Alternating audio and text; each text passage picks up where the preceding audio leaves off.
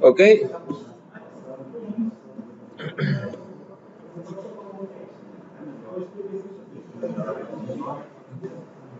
so we have, let's go back to our problem, okay? Multi-phase, we call it multi-phase flow.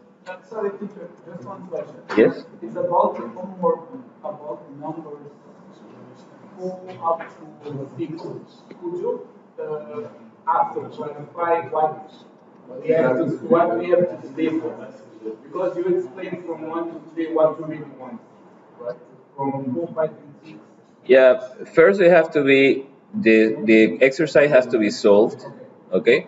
And then you have to plot all, make sure that all the plots, they look okay. All the plots that are included there. If it's gas wall deliverability, the intersection, if it's this multiphase, the pressure with temperature, all the plots we have done here in class, okay? That's what you have to reproduce. So, sorry, Professor. Basically, the homework is to repeat all the exercises that we did on the class. By yourself, yes. In groups, so you help each other. If you have any question, maybe you don't remember something, your friend remembers something, and between you to try to reproduce the exercise, okay, that we have done in class. Only in the last resort you go to the video and you follow exactly what I was doing, or you try to see some clue. But that's not the point to repeat things without understanding, okay? You have to yourself in a group try to find out what is the next logical step, okay? Okay. Okay, but basically we can put a note here. So to solve exercise, to solve the exercise, and very important, the plots, okay? You have to be sure that you are plotting exactly what is asked, okay? What all the different plots of the... Okay, let's go a bit on multi-phase flow theory. Okay, I'm not going to give the whole theory about everything, because that will be, that's for like 3 courses in different levels. So I just want to talk here something that we need for production. Okay, if we see a pipe, okay, we are going to draw a vertical pipe, a section, and then we know that we can have basically any flow pattern, right? You can have slug, or you can have bubble. In this case, I'm painting bubble.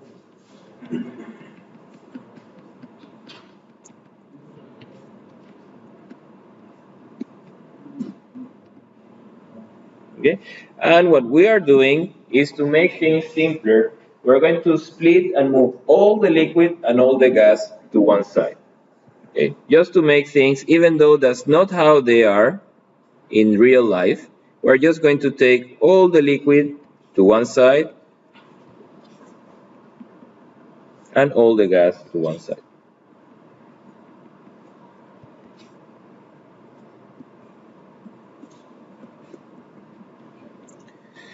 Now, these phases, okay, they are going to have some associated velocity, right?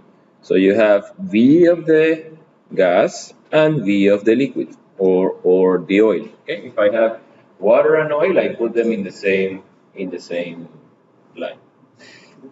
So one way we can model a multi-phase flow is by saying that the fluid is homogeneous.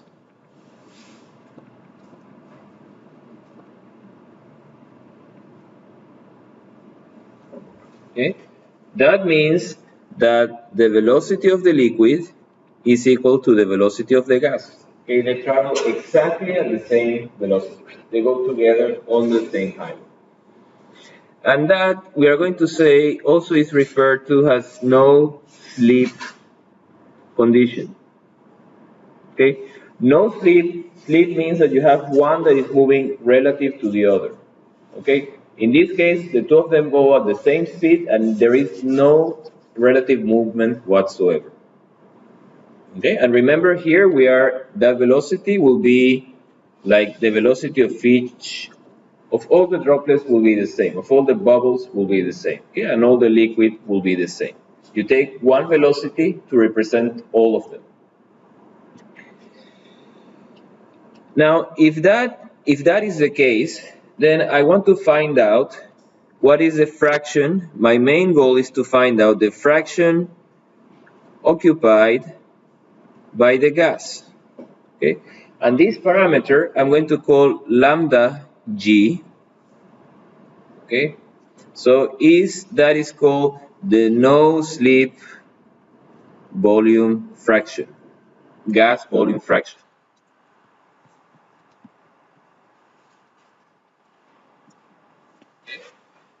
Why do I want that ratio? Well, because the density of that column, okay, this density of that mixture is a function of that fraction. Okay, it's a function of that fraction. How much is occupied? If everything is occupied, almost everything by gas, the density of that column will be very similar to gas. If everything is occupied by liquid, the density of that column will be similar to the liquid. So I'm very occupied about finding that fraction. How much is it? Okay, and the same for the liquid. So lambda liquid, it's AL divided by A, where A is the cross-section area. Okay, how much is occupied one and the other? Okay, so to find it for the homogeneous flow, I'm going to start with this condition, okay? The velocity is the same. So the velocity, I'm going to say the velocity of the mixture, okay, which is the velocity of the liquid, and the velocity of the gas is the same, right? That's going to be equal just the same way we do for single phase flow. The total local rate, that means the local rate of liquid plus the local rate of gas divided by the cross section. Okay, just like what we do in single phase flow, but now we have two phases. Now we have gas and liquid. So we have to sum both local rates and we have to divide by the area. Okay. Now, if you remember, let's separate this expression and we're going to get something that was familiar from before. Okay, what is that? Is the velocity as if the area is flowing by itself on the pipe, alone, okay, with nobody else. How did we call this last class? Superficial velocity, right? USL plus USG. Actually, my plot, if we go back to last class, okay, that you have to go back. Okay, we had these famous plots, right? The flow pattern map. And these are made in terms of that superficial velocity. So this guy appeared here.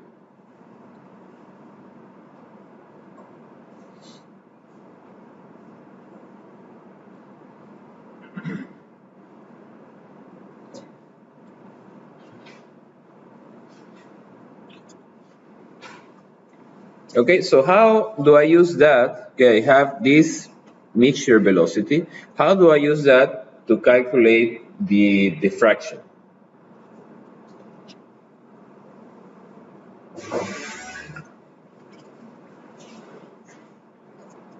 Any ideas?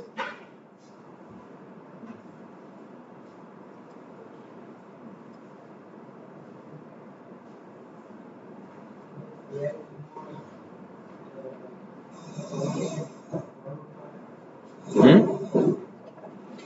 No, no formation. We are now don't. We are just now looking at one particular point of pressure and temperature. We don't want to add any. We don't want to relate yet to any local standard conditions rate.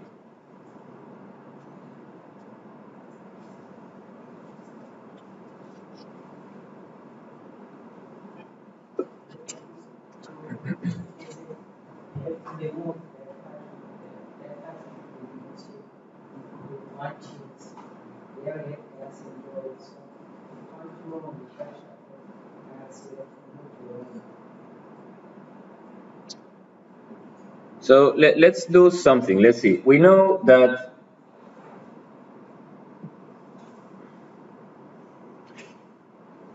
I'm not sure exactly. I don't remember what is the easiest way.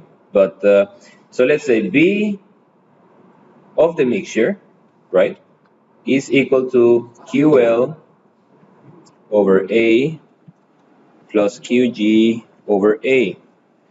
And the velocity of the mixture, we said it can be velocity of the liquid or velocity of the gas, right? It's the same. Both velocities are exactly the same. Now, what happens if I multiply? Let's take now only one of them, okay? Velocity of the liquid.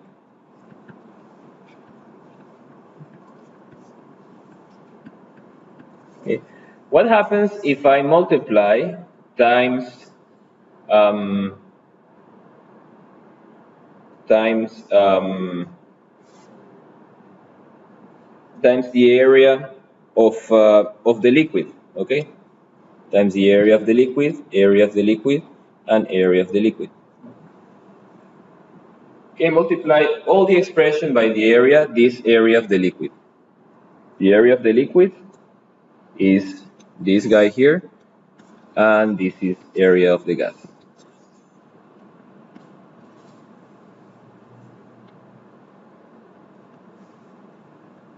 Okay?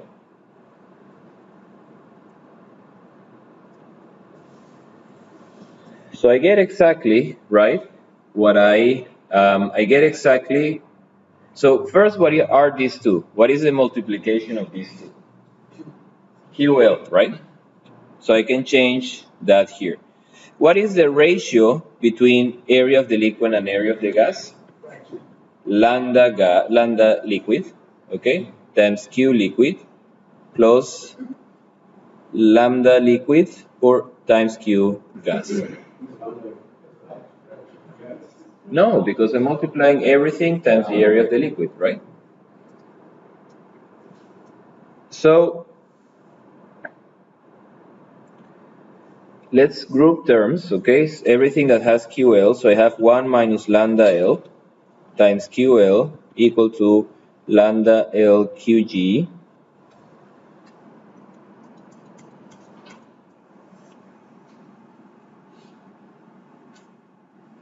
Yeah, let me do something else. I think it's better if we go like that. We group everything that has lambda.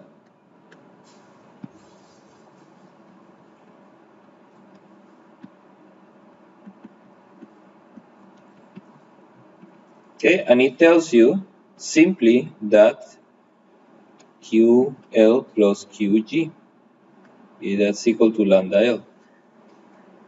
Very big conclusion, okay? That tells you if you have this one, we have already calculated, right? You have done it last class, the local rates of liquid and gas. If you already have it, we already know if both fluids go at the same velocity, we already know the fraction. And if we have the fraction, okay, then we can calculate the density of the mixture. Okay, very simple. We can say density of the mixture will be lambda liquid times density of the liquid plus 1 minus lambda liquid density of the gas. And I can use that to calculate, the hydrostatic loss. And then how is the lambda of the gas? Is divided by area, right? And that is 1 area minus area of the liquid divided by that, and that is 1 minus lambda L. Yes? So if you have one, you have the other. Okay? So let's go to our exercise and let's calculate it very quickly. I think we have to calculate lambda.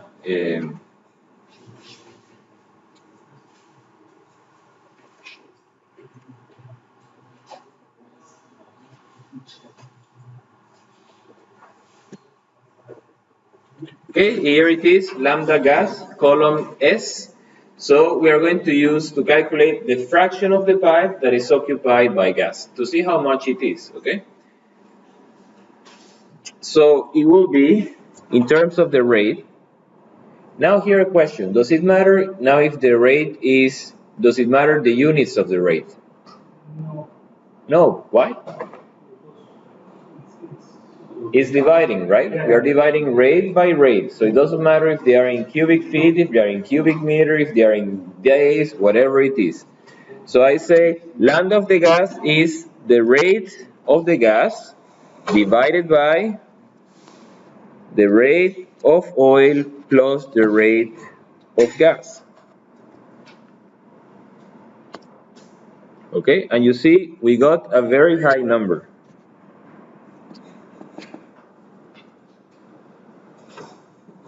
Okay, that means that gas is occupying is a big portion. Okay, 80% of the cross section is being occupied by the gas.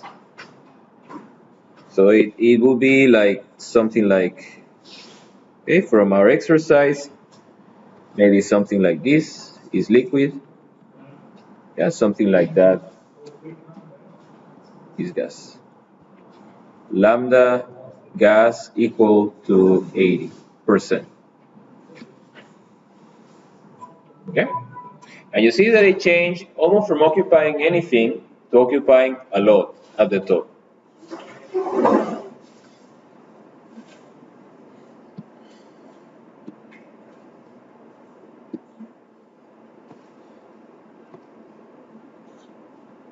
Okay, that clear? So just to make yeah, if we use this density, let's put it here H, homogeneous. Okay, we can calculate. It's possible to calculate the pressure drop. Okay, you can use, remember the equation for single phase flow, and that's a model some people use. If they are in the middle of the jungle, they have no access to software, nothing, they use this model. So they say friction factor times the density of the mixture, homogeneous, velocity of the mixture is the same. Okay, so both phases travel at the same speed, square to diameter minus the density of the mixture, homogeneous, sine theta g, where theta is the angle from the horizontal. Okay, and here you have a minus also. Okay, so it's exactly the equation for single phase flow, but now we are using the mixture velocity that we know how to calculate, and we know use the density of the mixture that we know how to calculate, assuming that there is no slip. Okay, so this is the homogeneous model. And if you don't have anything else, you're in the middle of the jungle, you have to calculate available and required to find your rate, to plan your artificial lift, you use this model. Okay? It's better than nothing. And it's going to give you a fairly okay approximation. Not perfect, but it will give you an approximation. Okay? Now, in reality, the velocity of the gas will be very different from the velocity of the liquid. Okay? It will be different. The gas sometimes tends to flow, usually tends to flow quicker, okay, than the. So let's say here, let's take this example. Okay, we have again our pipe.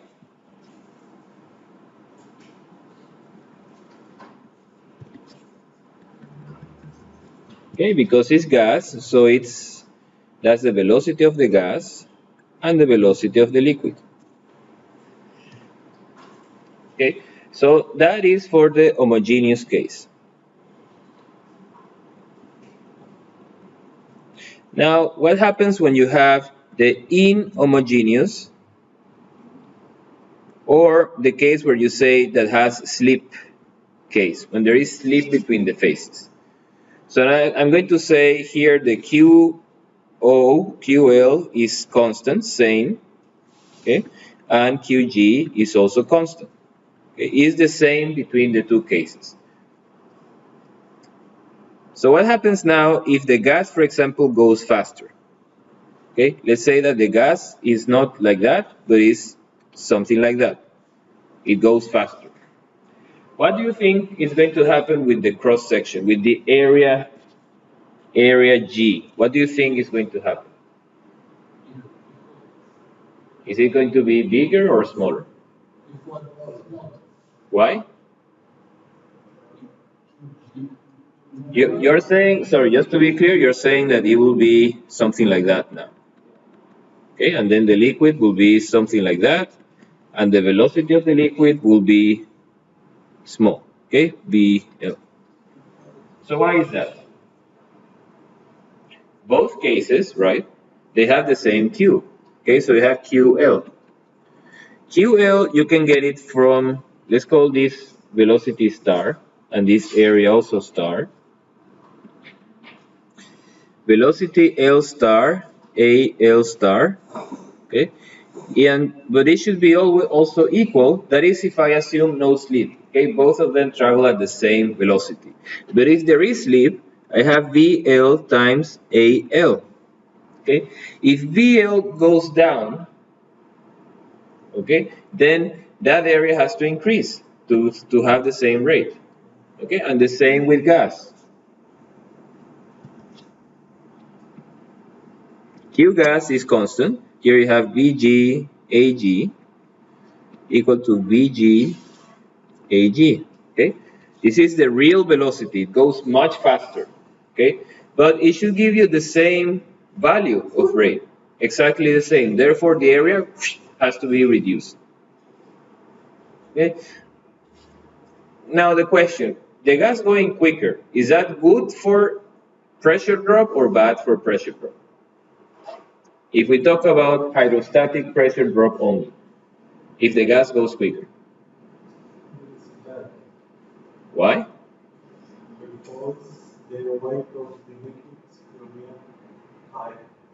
Because the density of this column, right, now will be similar to the density of the liquid because it reduced the cross section of the gas. Okay, therefore the pressure loss it will be higher. Okay, so now we have something that we call the real volume fraction, real volume fractions. In reality, phases don't travel. Sometimes they travel at the same speed. Like I told you, in bubble flow, they sometimes travel at the same speed. But for all other flow patterns, that doesn't happen. So the real volume fraction is area of the gas divided by total area. And that we call, sometimes people use, we're going to use the letter, that's called not eta, but epsilon. It's epsilon. Okay. And we call that the void fraction. Okay? Which is the real. That one is different from lambda L. Lambda L, I assume those both go at the same velocity, and this epsilon, I assume they go different. Or I also can call it, if it's oil, we normally use this HL, and this is called holdup. Okay, liquid holdup. Some people also use it for gas, okay? But we call it liquid holdup, which will be the area of the liquid divided by the cross-section area.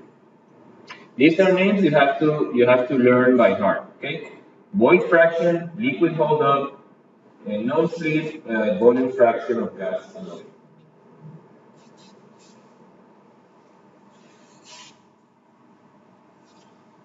Okay? There are some other definitions, okay? Like for example, that are useful, okay? That we are going to see now why. But so one is called the sleep ratio. Sleep ratio.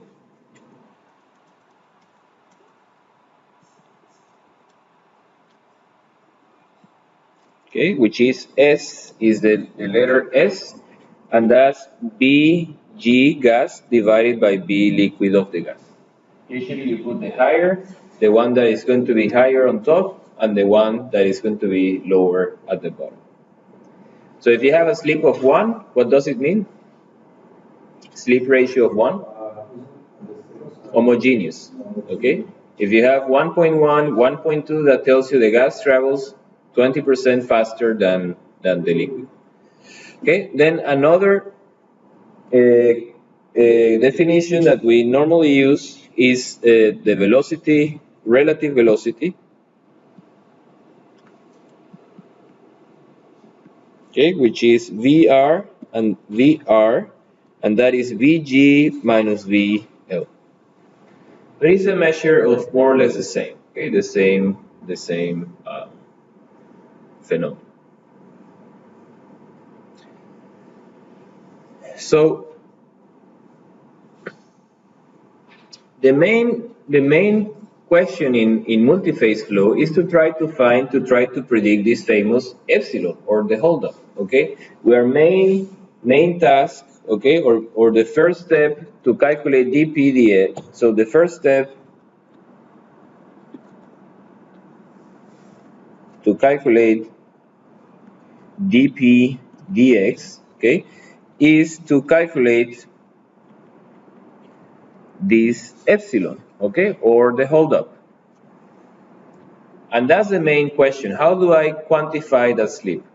Okay, and there are many approaches. People that made, we will see a bit later, but there are many people that made measurements in the lab. Okay, so made lab measurements, and they found a correlation. Okay, some of them use mechanistic models. That means models where you put force balance between the force balance. Okay, and you have a mixture between both. So there are many. If you see, you will find, you go on the literature, you find for a slip or a hold-up correlation, you will find many. Okay, many of them. In class here, we are going to use one in particular because I think it's very general, okay, and it seems to be working very okay.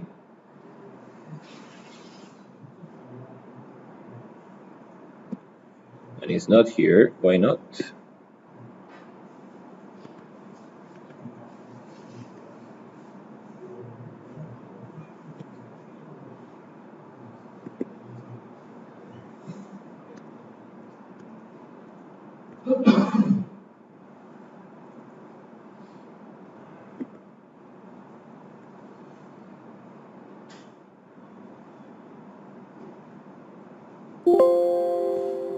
Okay, we are going to use here one particular correlation.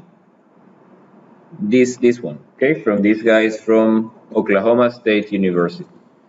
Okay, just to see how it looks like, but you can use really, you have to be sure that it works, okay? You have to be sure that how it reproduces the data, okay? Usually it's nice that they compare it with data, okay? But we are going to use, just like an example, we are going to use this expression, okay? Voice fraction correlation, they came and they looked at a lot of data from different sources, historic data, a lot of data. Let me see if I find the paper. I think I have it here.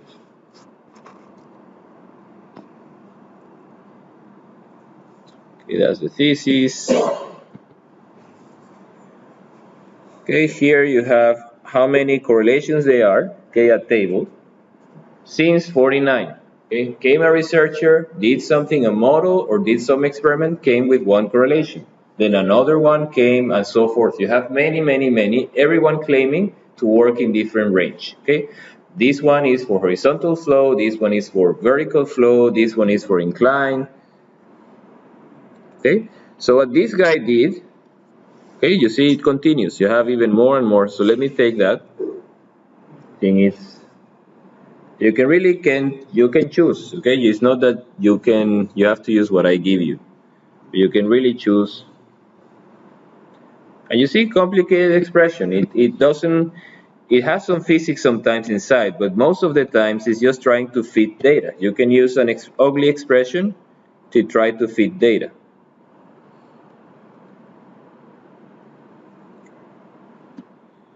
Okay, but this guy in particular, let me see if I have here. Okay, he looked at a bunch of experiments.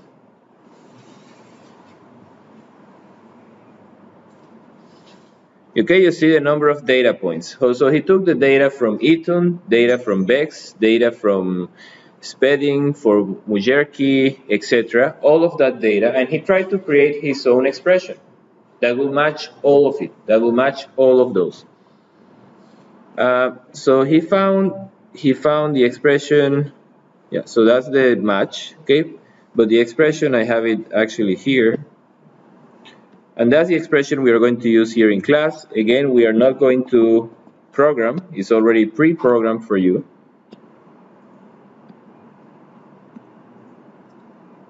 Okay, but that's the one we are going to use. So it depends. Normally, these hold-up correlations, they depend on different things. Okay, so one of the first two parameters, just like the flow pattern, okay, it depends on USL and USG. And you see you have them here and here. Almost all correlations depend on these two parameters. Then the next parameter that is very important is the inclination. That the inclination here is this theta, pipe inclination. Okay. And then they vary a little bit what they use, okay, but they sometimes can use densities. In this case, this one is using densities. They use the diameter, interfacial tension. Some of them use the viscosity. This one here doesn't use the viscosity, and this one is using pressure actually, which is not very typical. Okay. So just to try, I suggest with the data we have, we try to, so let's try to use that to see what is the real void fraction we have in our system, okay, with our data. Just one question. Yes? If we have If we have? different inclination. Yeah. Well, you have to do it by segment, right? So you have to do it by segment. In each segment, you will have an epsilon, and for each segment, you calculate that epsilon. Okay? We are going to see that in a while, the integration process. But for now, I suggest for all the points of pressure and temperature we have, okay, let's calculate that epsilon, okay, which I put it here, this E. Let's see what is the real fraction of vapor. But for that, if you punch Alt F11, you will see that we need, I think it's here in Multiphase, okay, and it's called Volga because it's the names of the two authors. It's Woldemar and Gajar, okay? And it's that expression, that ugly expression I showed you before, depending on all of that. So we have these two guys, okay, USL and USG, and we have the inclination angle, we have the pressure, the diameter, but we don't have the interfacial tension, we don't have, and the densities, we don't have, right? And they are exactly here. So let's see what happens if we drag, this is interpolating in the table, right? If you remember some time back, we were doing here interpolation using this table. And in the table, I also have density, viscosity, and surface tension. So I think it works if I simply drag it to the right, I think. If we didn't make any mistake. Okay. I remember I don't have a mouse, so I have to do it like that. But you can drag it with the mouse. Okay. If you did it properly, blocking the cells that you have to block, you should get a proper result.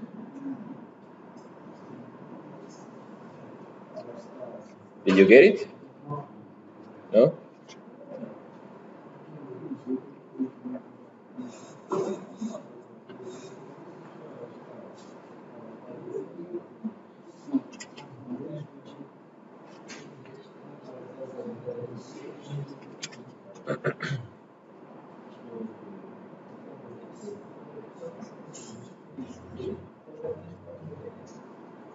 Did you get similar numbers? Yeah. Okay. No? You didn't?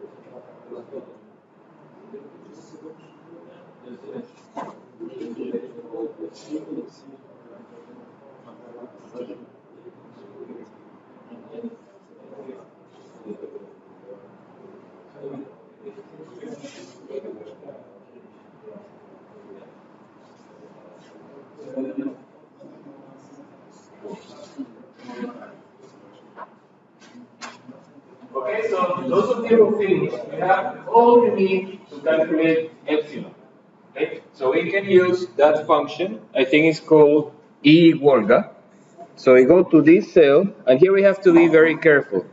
And first I have to check the angle. In which units do we use the angle? The angle is in degrees. Okay, and measure from the horizontal. And the function is called epsilon Volga. So I say user defined function epsilon E should be with E Volga. Okay. Then it's taking superficial velocity of the liquid. In that case, we have only oil. I don't block it. Superficial velocity of the gas. Here, Q10. I don't block it. Density of the liquid. Density of the liquid is the oil density. Density of the gas is here. Interfacial tension, it's this guy, M10. Theta, the angle, and then I go to the left. The angle is here, 90. Okay, and then I have to block it, F4. Pressure, the pressure is all the way to the left. Pressure is here. And then we have to check if, I think the pressure should be bar, okay, but we have to check. And the diameter is this guy, C, I think is this guy, C2, okay, and that I have to block, okay, F4.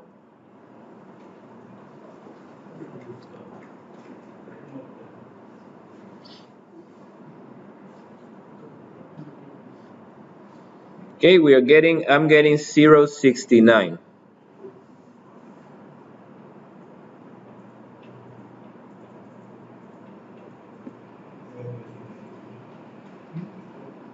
Okay, and then I copy and bring down.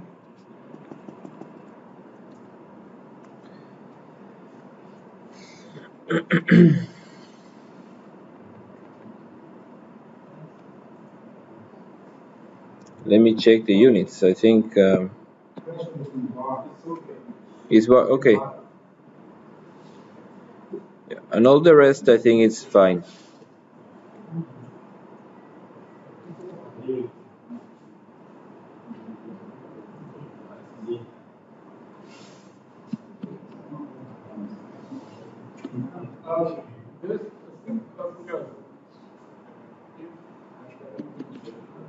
Yeah.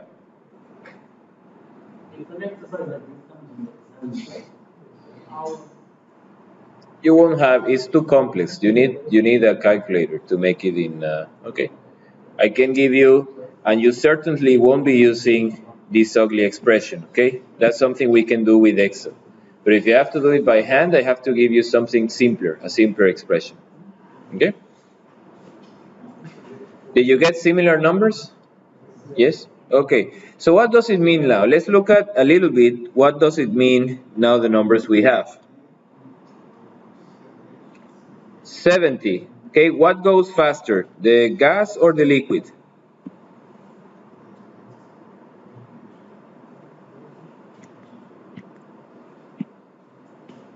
Okay, these are the results that we got.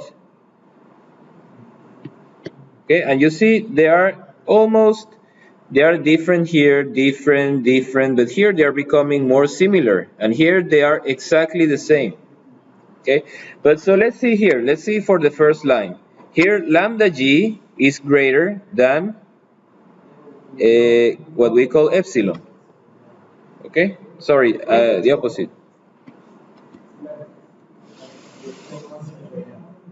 Okay, what does it mean?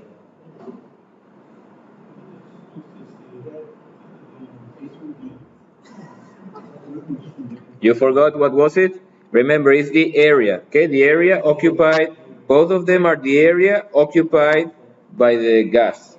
Okay, so here the gas is occupying like almost 10%. Okay, so 10% will be something like that. A liquid will be here. And in the other case, that's with no slip. And with slip,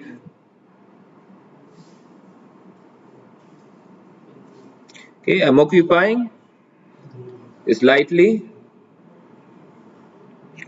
more, right?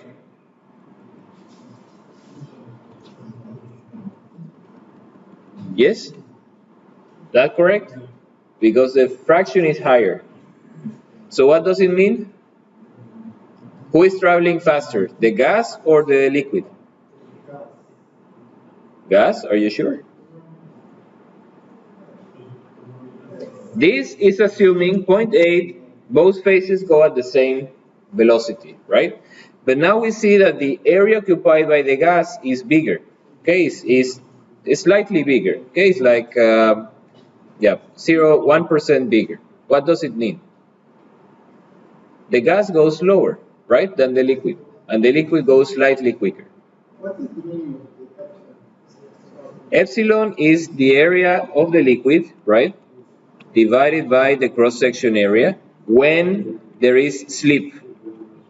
And this is the same, but when the velocity of the gas is equal to the velocity of the liquid. Okay? What is the meaning of? Slip is when there is a different velocity. Both phases, the velocity of the gas is different than the velocity of the liquid. That is when you have slip. Okay? So, okay, when epsilon is greater than the lambda g, I have slip. Okay, that's the first thing. If they are different, it means that I have slip. One phase is going faster than the other. And to find out which goes faster, I see which one has the biggest area. Okay, so in this case, the gas has more area than for the non-slip. Therefore, it can go slower because it's flowing through a bigger area. Okay, and that has the same rate. Okay. For given that area, so the denominator is the same.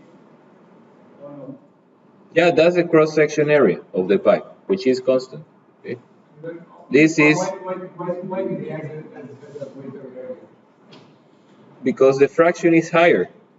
This epsilon is 0.09 and this guy is 0.08, so it's bigger, right?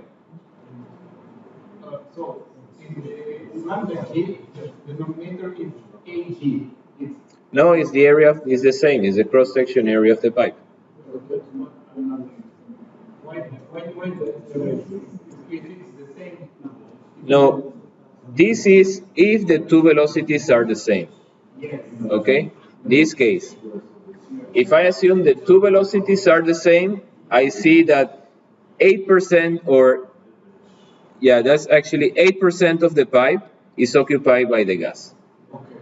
Okay, now in reality, I know they don't travel at the same speed. So I use a correlation to calculate what is that fraction in reality. And you see that the gas now is occupying not 8%, but 9%. Okay, so what does it mean? Here I was saying,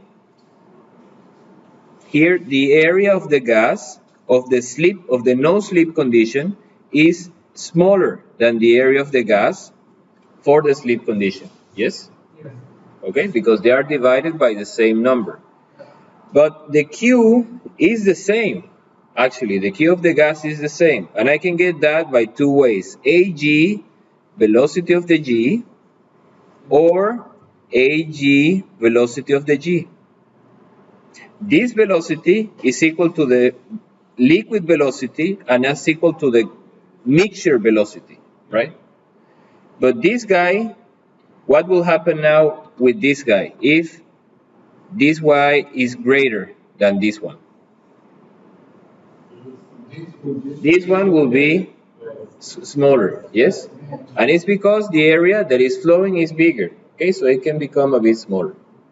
So in this depth, okay, here gas flows slower, okay? Actually, liquid is bypassing the gas, okay? Then we have here the same, okay? Here, both velocities are exactly the same because the homogeneous, the no-slip, is equal to the slip fraction, okay? And what happens now from this point on, okay? Let's look at this point here. Okay, why? Because here the area star is 0.8, right? And the other area is 70. So that means if I plot my cross section, okay, now I have that gas occupies something like that. Okay, but in the other case, gas occupies, okay, something like that. Okay, it's flowing through a smaller region, and therefore, looking at this balance again, this guy is smaller, therefore this B has to be bigger. Okay, so very important to understand the results, okay, to see that they make sense. Okay, here gas is traveling slower and then it's traveling faster than the liquid, and only at one point you will have the intersection. So that plot is what is shown.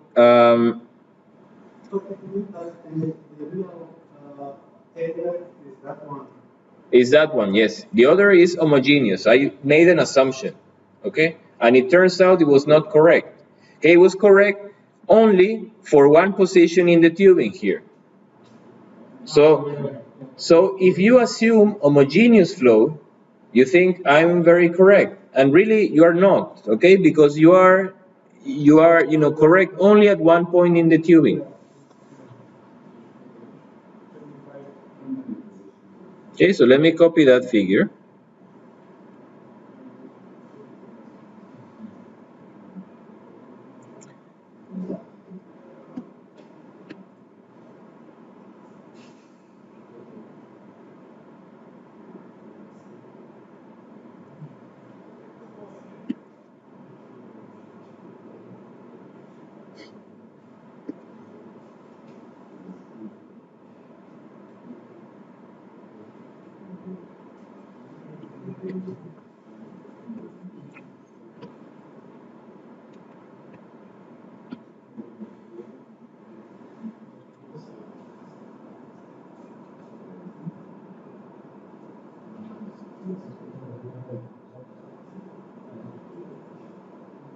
Okay, so here is the only place at this location here that I have both BG is equal to BL. They travel exactly the same speed. From this point up, BG travels faster is bigger than VL, and below this point, VL is bigger than BG. Okay, but how that affects my, my, if you remember, the density of the mixture, right, was, if I say homogeneous, is lambda gas, density of the gas, plus 1 minus lambda of the gas times density of the liquid, okay? But in reality, I shouldn't use the homogeneous, okay? I should use the real fraction, area fraction, which is epsilon, okay, plus minus the epsilon, okay? And you see there is, between these two, there is a difference of, this, for example, is 70 and this is 80. How much is that difference in percentage? A bit more than 10%, okay? So you have a bit more than 10% difference. Is that much?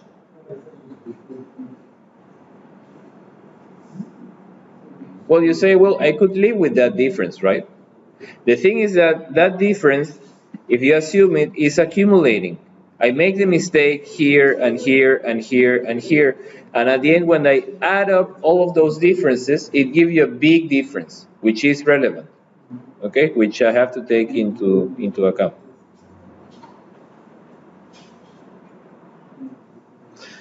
Okay, so let's go now to the main, yep, the table. Yeah, exactly. Yeah. When we do when we make the assumption of this homogeneous, what are we expecting? What is the good scenario?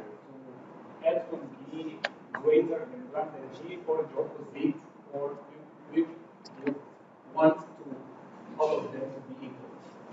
Well, you don't really, you are going to get something different than homogeneous anyhow. So it doesn't matter what you wish, what you like. The nature is nature. You put these two guys together, they are going to flow with some speed, okay? So homogeneous is just an assumption, like a first starting point, okay? That you assume homogeneous. But then after, they are going to flow in their speeds as they want, okay? Due to the balance of forces. And you cannot control that. They are going to go, even one goes faster, the other goes faster. You don't know, but that's not something you can control. But so the important calculation that we have to do is epsilon. Yes, but so in this case, I was just calculating lambda just to show you how different it is. Okay, if you assume that the speed is the same, or if you use the real slip. Okay, you see how different they are. But I told you, if you are in the middle of the jungle, okay, you're drilling a well someplace, or you are in an island in Cabo Delgado, they ask you to make a calculation, you can use this number, okay, the homogeneous number. But you always are going to have some sleep, and that's going to affect your calculation.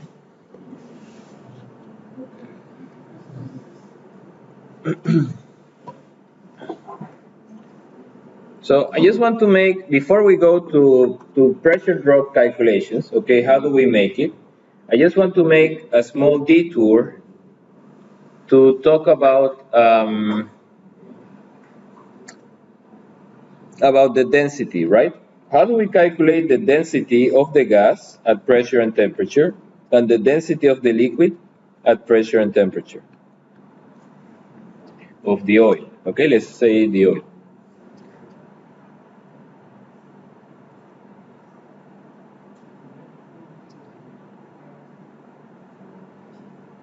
Okay, we can do, remember, we have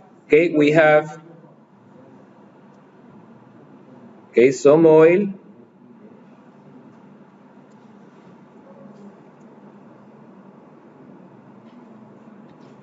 Okay, we have some oil.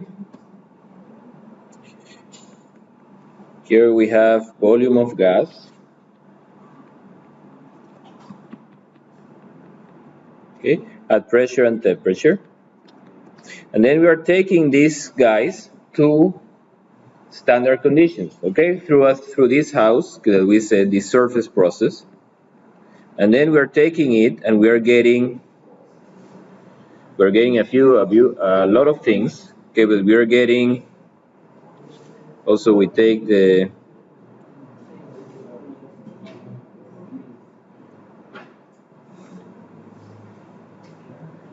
so we get gas from gas, okay, sorry, gas from,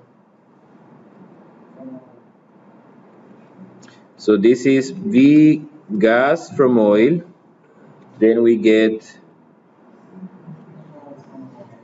V oil from oil, and here we get V oil from gas and V gas from gas. Okay.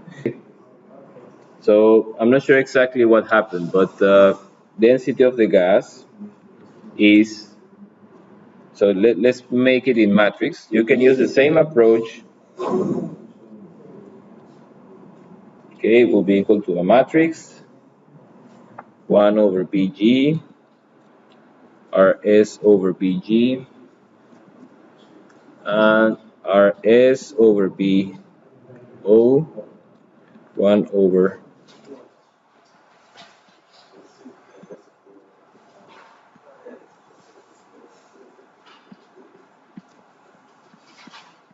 Okay, so that means that if you have the density at standard conditions, and that's something that I measure normally, okay, I can from there back calculate and calculate the density at any pressure and temperature. I think it's something like that, but I don't know why we, yeah, maybe there is some mistake there. So Rs over Bo, 1 over Bo, and density of the gas, density of the oil, that is equal to Bg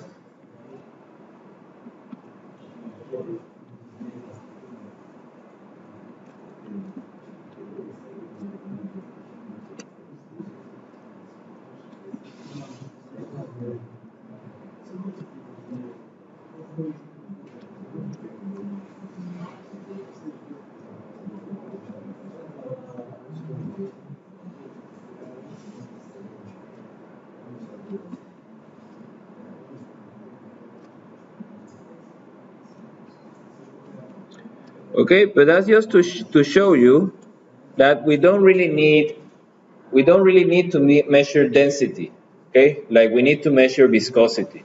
We just can calculate with all the other properties, with Bg, Bo, Rs, and small rs. Okay, we don't have to compute density. Okay, we can use the properties that we already have.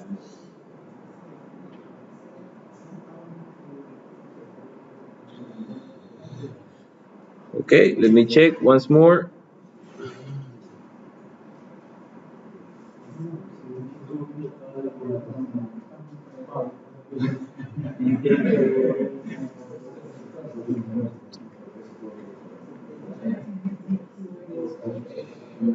Okay, so let's now go back, because that was one small comment I had on the density.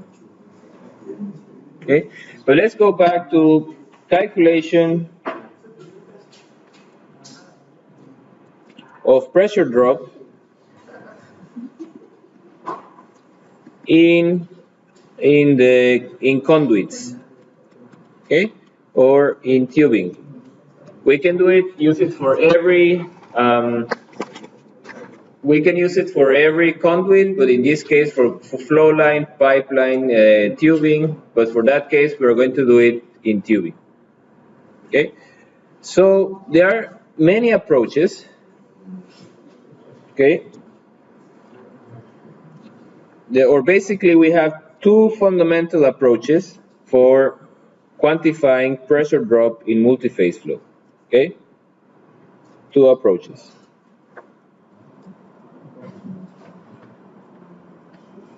Okay, we have one which is called empirical.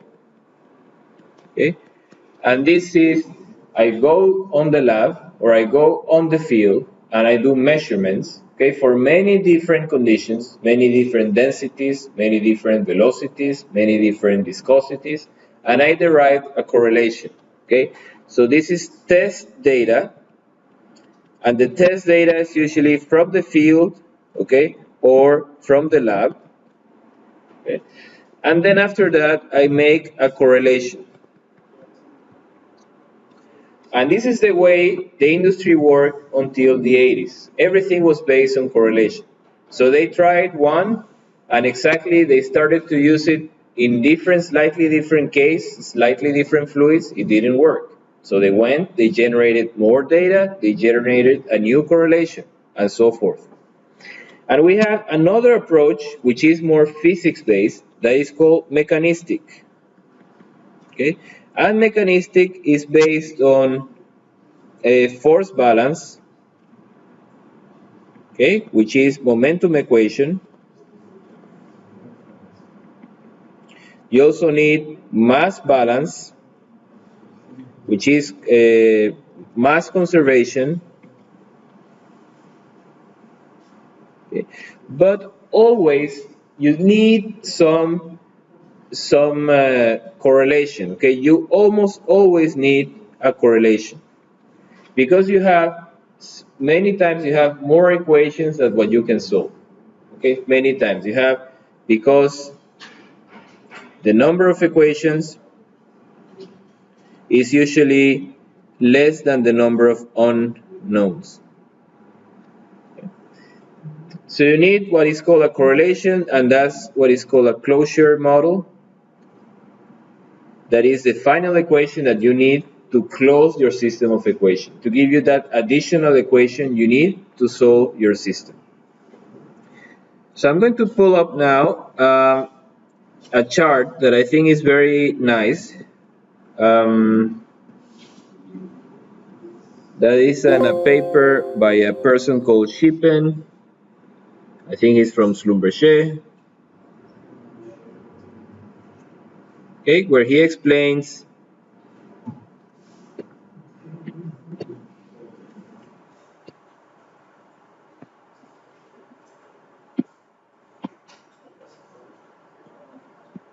okay, where he explains more or less the evolution of the methods.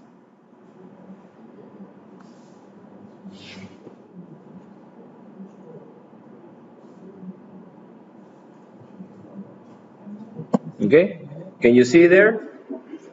So you see, here goes, that's the time, okay, the timeline here. And here you have how much physics, okay, how much is it based in force balance, in equations, in mass conservation, on this direction, okay? So you see, you have very simple models based homogeneous, assuming that the velocity is the same. Then you start becoming empirical, okay? And then you have some names that we are going to show, I'm going to show you now, some correlations that were made in the 50s and the 60s. And the color indicates what kind of fluids did these researchers use. Okay? So for example, Holdup and Carpenter, they use two-phase only, and they use only vertical. Okay, only vertical flow. And they didn't make any distinction between flow regime or sleep, they just, we will see now how the correlation looks. Then after that, you see around the 60s, 70s, and 80s, another thing came up that they say, well, sleep is important, and we have to include it in our calculation. So they included sleep, but not flow regime, and that's where some other big names came into the picture. Some Hagedorn and Brown, Super and Kinley are very important. And then later, around, by the end of the 80s, you have sleep and taking into account the flow region.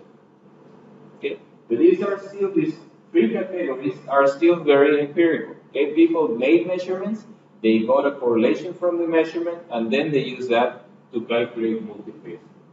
And then the last one, okay, which is the more advanced, starting again maybe by the beginning of the 80s, people starting to make models. Okay, people starting to make force balance and mass balance, momentum balance to try to derive the pressure. Okay, and there you have maybe a name that is familiar is Olga. Have you heard about Olga? Yeah, no. It's a software that is very common for multiphase flow. You have, there you have some Berger, reflux.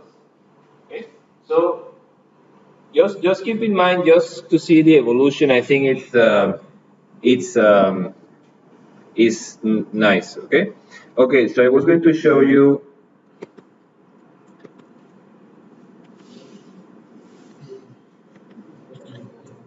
Okay, how some of these correlations look like. Which one do you use? We are going to use this the same Volga. This okay, but we are going to see it has a special name. Okay, so we have different correlations: vertical upward, vertical downward flow, just simply vertical flow, horizontal flow, inclined flow. These are the categories that I explained: no sleep, no flow pattern, with sleep, but you don't care about the flow pattern, or you try to predict both flow pattern and sleep. And here you have some, in which category they are. This is explained in this chart. By the way, this chart is by and the author is called Shippen. Okay. Okay, so this is, for example, Potman and Carpenter, and that was the expression for pressure drop. Duns and Ross, they started to look at the flow pattern, and they created, they say the flow pattern is in terms of these adimensional numbers. Okay, it's not anymore superficial velocity, but is, you see the superficial velocity times some fluid constant. Okay, just like some sort of a Reynolds. What else do we have here? Bex and Brill, some other expression, some other way to calculate density. This is the non-sleep, and there you have the sleep someplace.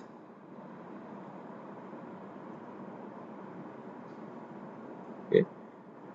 That is, yeah, that's called the hold-up factor, which is a function of this term, and I can then calculate the hold-up from there. Okay, but just to show you how it looks like. Okay, based on, so what I was explaining here before.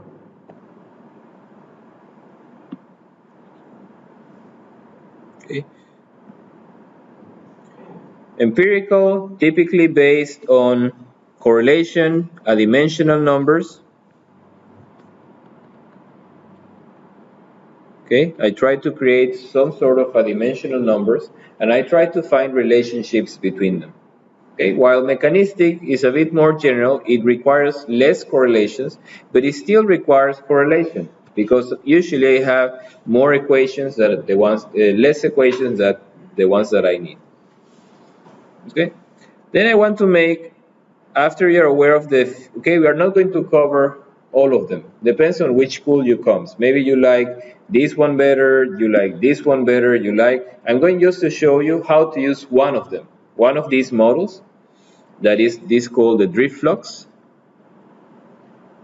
Okay, drift flux is not here. Yeah, but it's here is drift flux that is based a bit on physics, but you can use any correlation that works best for you. Okay, depending on the case. You have to be careful for which range the correlation applies. But if you go to any software, you go to any production engineering software, you will have a choice. Okay, you have a long list. You can choose between these, all correlations that you want. I'm going to show you here how to use just one. Okay, now I want to make also another important distinction, okay, which is multiphase flow can also be studied for many other purposes, okay? It's also studied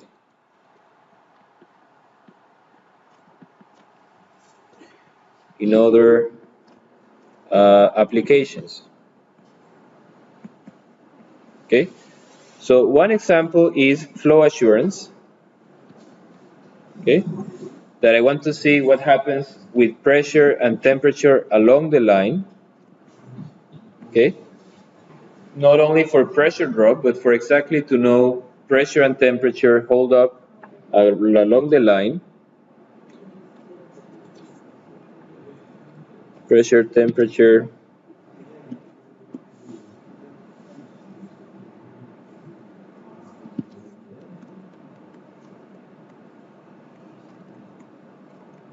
Okay, but I also, sometimes the phenomena I have is not exactly steady state, okay, but it's actually transient.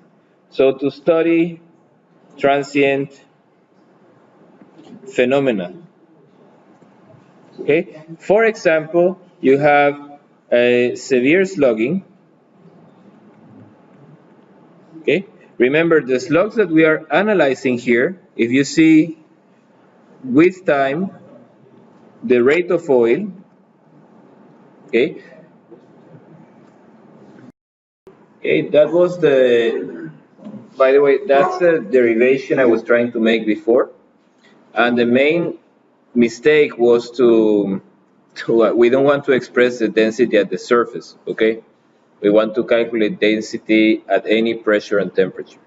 So that was the main problem. I started by describing that density, and in reality, it's the density at pressure and temperature. But that was just to show you that you get a similar expression, well, the same expression that we have here. Okay. You have GOR, which is this RS, BO, and 1 over BO. Okay, multiplying the density of the gas and the density of the oil at standard conditions. Okay, not so important, but just discard the previous explanation because it was wrong.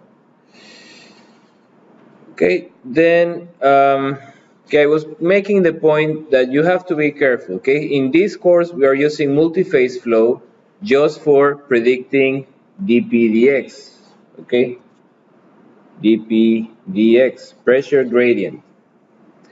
But it's also used in many other applications, like flow assurance. I want to see pressure and temperature, also liquid accumulation, the problem that I explained on the pipeline, right? You have lower points where liquid can accumulate and then it can block the pipe, and then you have this intermittent flow. And another point I want to make is that multiphase flow is by nature is transient. If we make here, we have a flow in a pipe, okay, and we're measuring the fraction, okay. The fraction will have always some fluctuation. Let's say we have bubble flow, okay. Sometimes you have some more bubbles passing more than others, but in average, those fluctuations are relatively small. and it always tends to fluctuate along an average value. Okay, and that's what we are looking at. So like steady state multiphase flow. Okay. You have other cases, like for example severe slugging, when you have longer variations. Okay, you have significant variations with time. And in that case, you cannot use steady state anymore, but you have to use transient. You have to include the time effect. And for that, you have to take another course. In this course, we are saying that the derivative with respect to time is zero, finish, steady state. We take out that complexity. If you want to study what happens when this is not zero, then you have to use this simulator Olga, okay? Or you have to use LEDA, or you have to use a transient simulator. You cannot use what we are having, what we are going to see now. Okay, so I'm going to introduce, so we can finish our exercise, the model that we are going to use. And the model is called drift flux model. Drift flux model. Okay, and it's very simple, it's very powerful, and it can reproduce pretty well many cases in the field. Okay, and it's similar to the homogeneous model. Okay, but now, so it's assuming a single equation, single momentum equation, just like homogeneous model assumed, right? You have a fluid which is a mixture, and we have a two-phase flow friction factor, the density, two-phase flow density, two-phase flow velocity,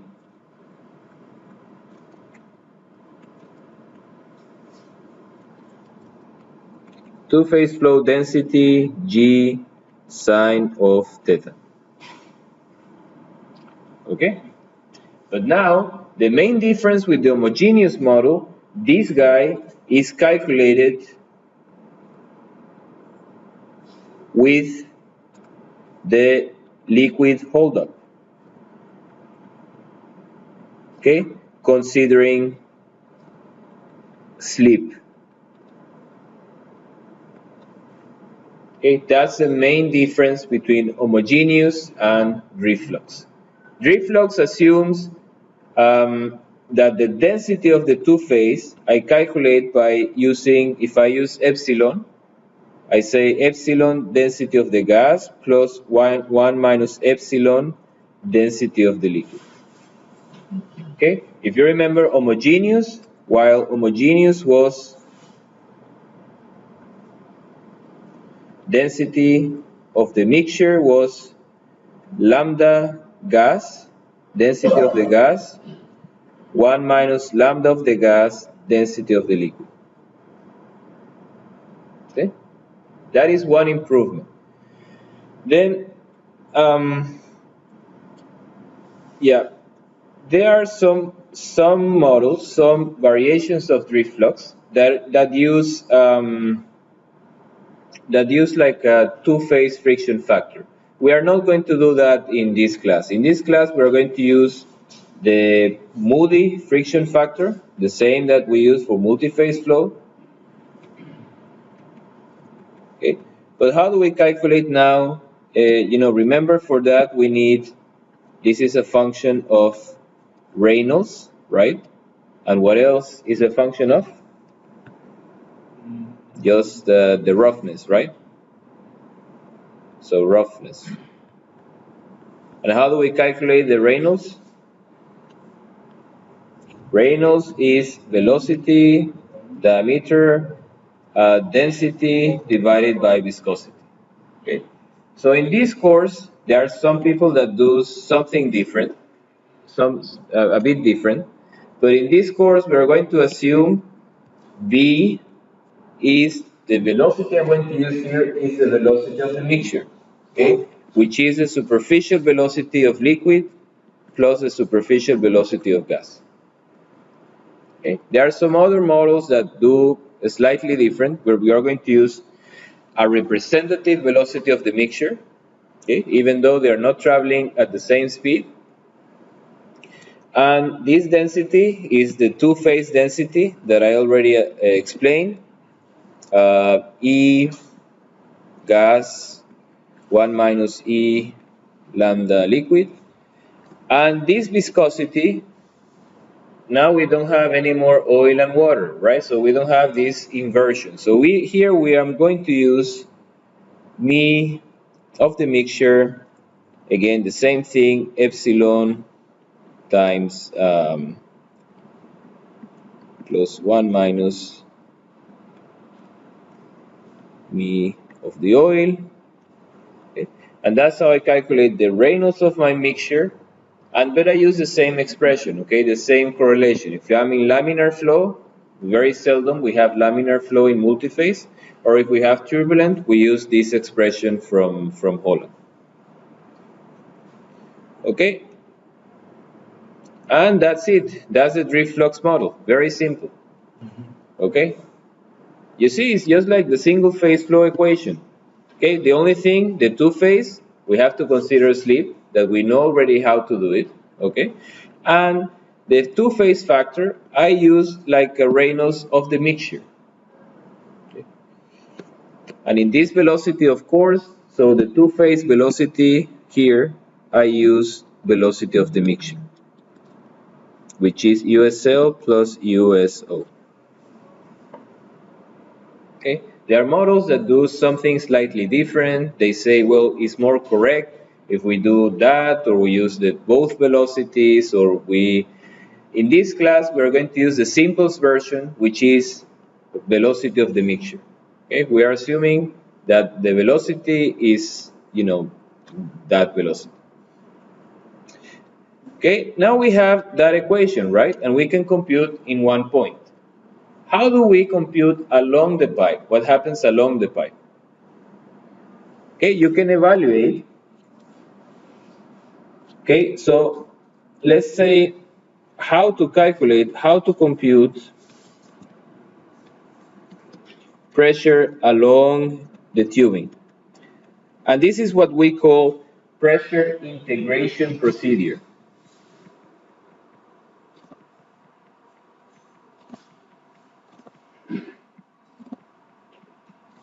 Okay. Where do we start? We start at the point that we know, right? From the border, either from the bottom hole or from the wellhead, whatever pressure we have. So let's say we have at the bottom hole, okay? Let's say that we have that pressure there, because it will be more natural. Okay, so this is PWF, and then I have here someplace PWH. That's what I want to calculate. This I have. Okay, this is I don't have.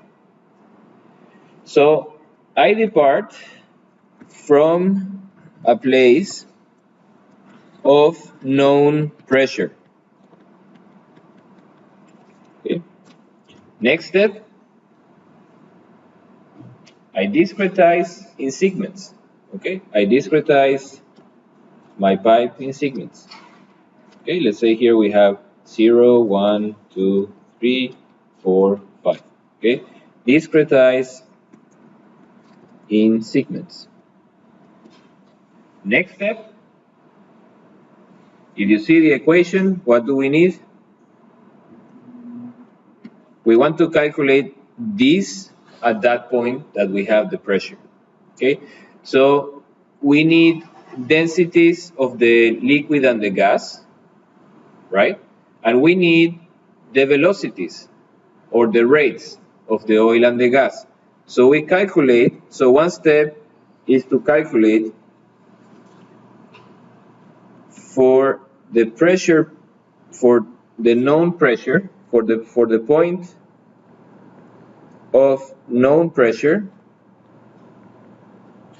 calculate QO and Q gas local. How do we do that? With the matrix, right? With the black oil tables.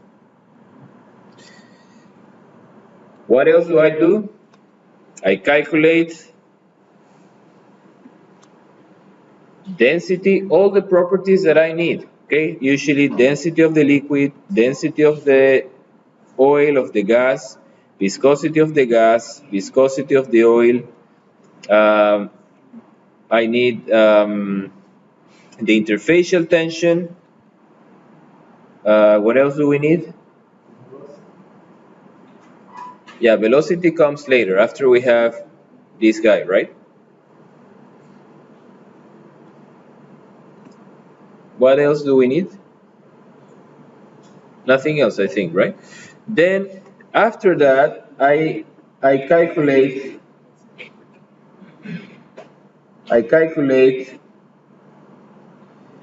USL, USO, USG, and I use all of that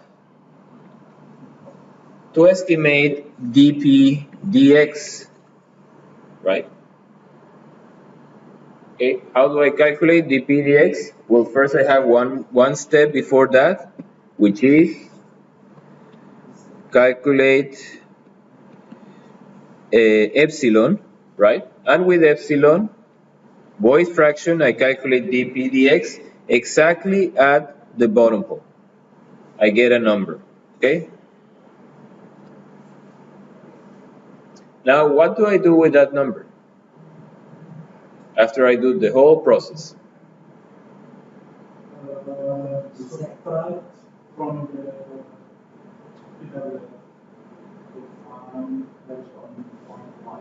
I want to move here, right? Now from point 0 to point 1. And I can use many approaches, okay? But one approach, and that's what I call the numerical integration. Okay? I can say that the dP dx, okay, x we are saying now is this direction, okay, is equal to P0 minus P1 divided by the distance between them, okay? This, let's call it L, okay? This distance between the two. Yes? What approximation is that? That's simply Euler, right? If we have a ordinary differential equation and we just use this approach, explicit, this is Euler integration. Okay, so from here, I already have this guy, I calculate it, and then I can say P1 will be PO minus dP dx evaluated at PWF, okay, or P0. I think here we're using here P0, PWF, times L, and then I find my P1. What do I need to do now? Repeat the process. Okay, now to find P2. I come now and I'm standing here in P1. I calculate local rates, calculate all properties, calculate superficial velocities, calculate the dP dx, and then I apply the same equation, but now between P2 and P1, and I find P2. Yes? And so forth. Yes or not?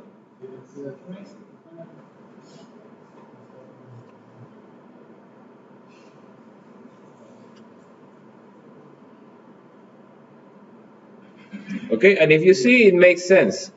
Now, there are other... For that section segment, in that case, the PWF would be P2. No, P0, okay? P0. P1 is P1. P, for the next section, okay, we are going to say that P dP dx at P1 is equal to P1 minus P2 divided by L. Okay, and this is the new guy we have to find.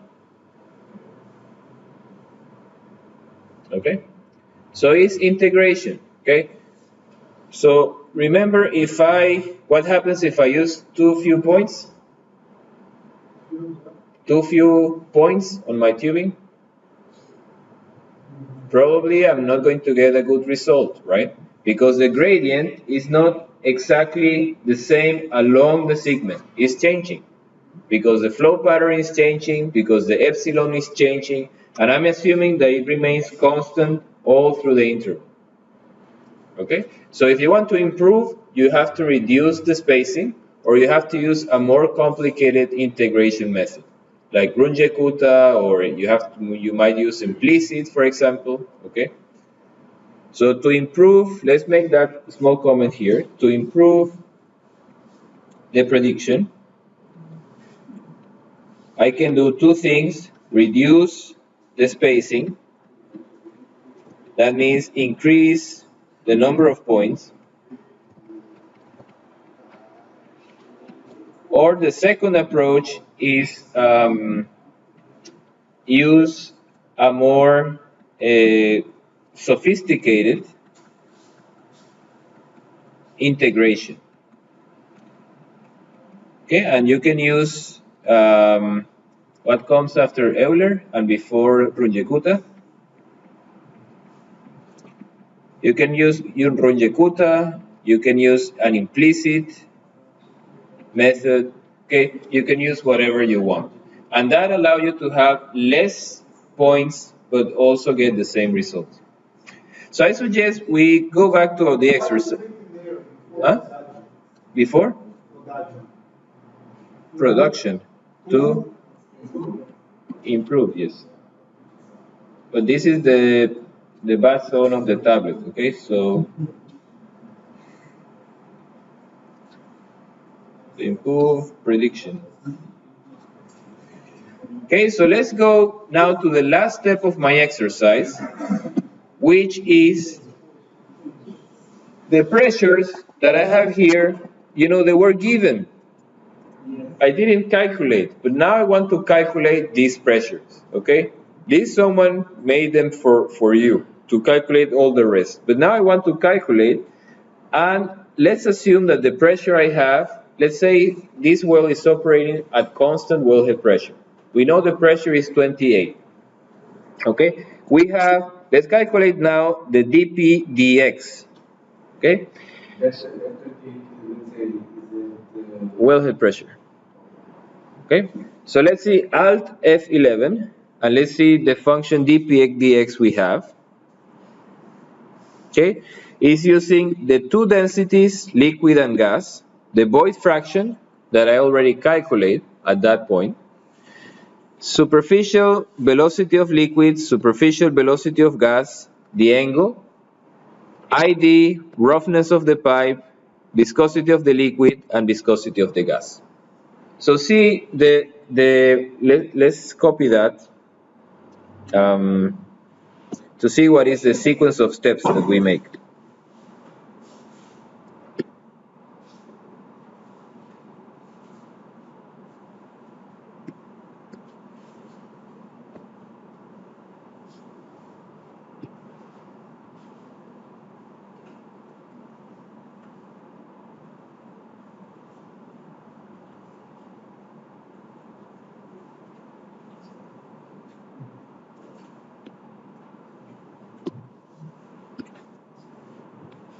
Okay, so what am I doing here? That's calculating density two-phase, right? Two-phase. This is viscosity of the two-phase. After that, I'm calculating the mixture velocity. And you see here, that's the hydrostatic that we discussed earlier, right? If we go back to our expression, this is this guy here. And here we have the friction that is using the density of two-phase, the velocity of the mixture, and the friction factor, that if we go and see what friction factor are we using, it should be the same friction factor of Holland, okay, for single phase. It's an assumption. We are assuming we can use the same friction factor, okay, and that we get in, I think that you get it in pascals, and then I'm dividing to get it in bar, okay, to get the delta P in bar. But it's exactly the same equation that I showed earlier, okay, with the two terms, hydrostatic and friction. So let's calculate, okay, let's use that equation. So, one question. Yes? Based on that equation that you derived, Which, this one, this equation. yeah, can we use that? Well, what the equation we're using is just to calculate the left side. This equation, sorry, this is not time, okay, this is x. Okay, that's not time. I'm not sure why I put time here.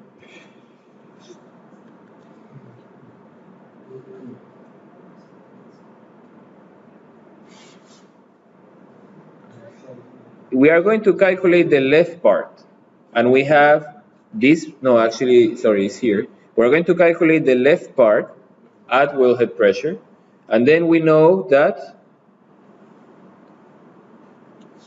okay, the procedure is we are going from wellhead pressure down, okay, wellhead pressure, and then here we have TBD, what was it? 500, okay, so here is 500 meters.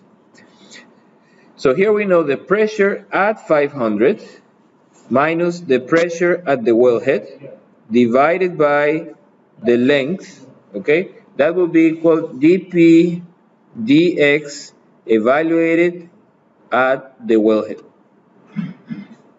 okay? So we are going to evaluate this guy, we are going to have it. We have this guy, and we have this length, and I'm going to clear up this guy here, okay? So that's the step. Let's first calculate what is the gradient, pressure gradient at the wellhead. Okay, and for that we have to use that equation called dP dx. So let's call that equation, should be with D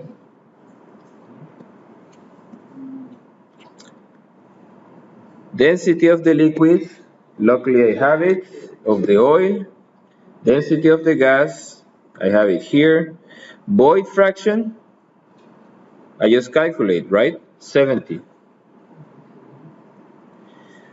Super. It's epsilon. Epsilon, yes.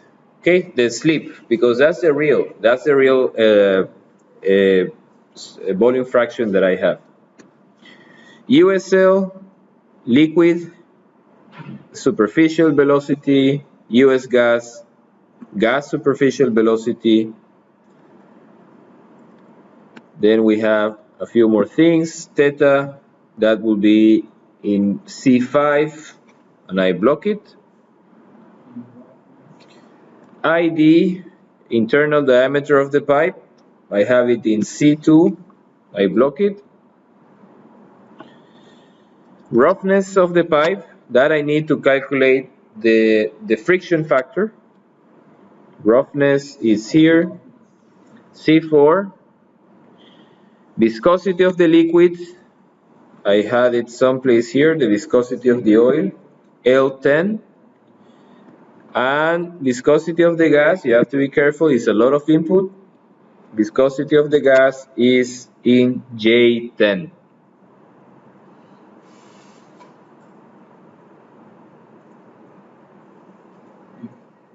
Okay, it gave me 0.0259. Let's check again once more.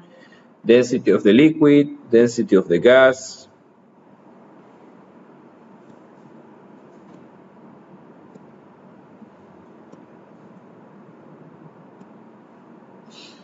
I think it's correct. Oh, we have to check the units of the viscosity, I think. Okay, so let's check the units of the viscosity. Okay, here is in centipoise, but I'm multiplying 1 to the minus 3 to take it to pascals per second, which is fine. Okay, those are the units that how I calculate Reynolds with pascal per second. Yes? You had a question? No? You have a question? Okay. So this pressure drop that we get, is that big or is that small? Why?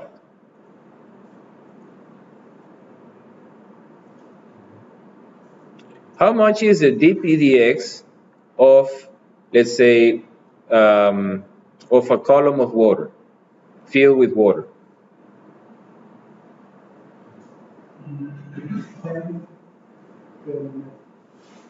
Okay, is 10 what? 10, 1 bar per 10 meters.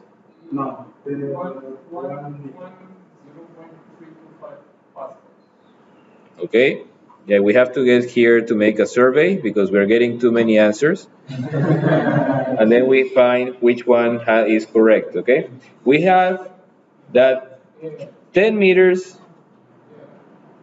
of a column, right, of water.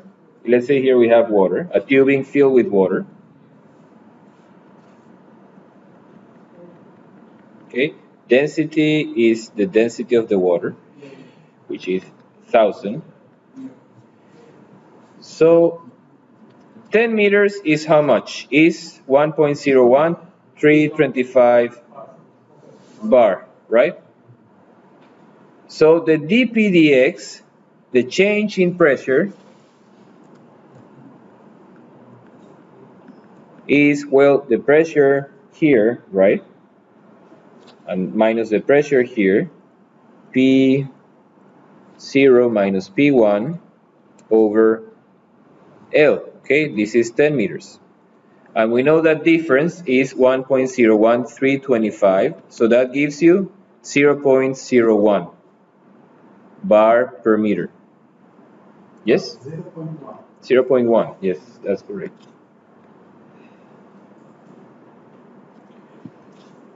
Okay, so the number that we are getting is 0.02, okay, which is much smaller than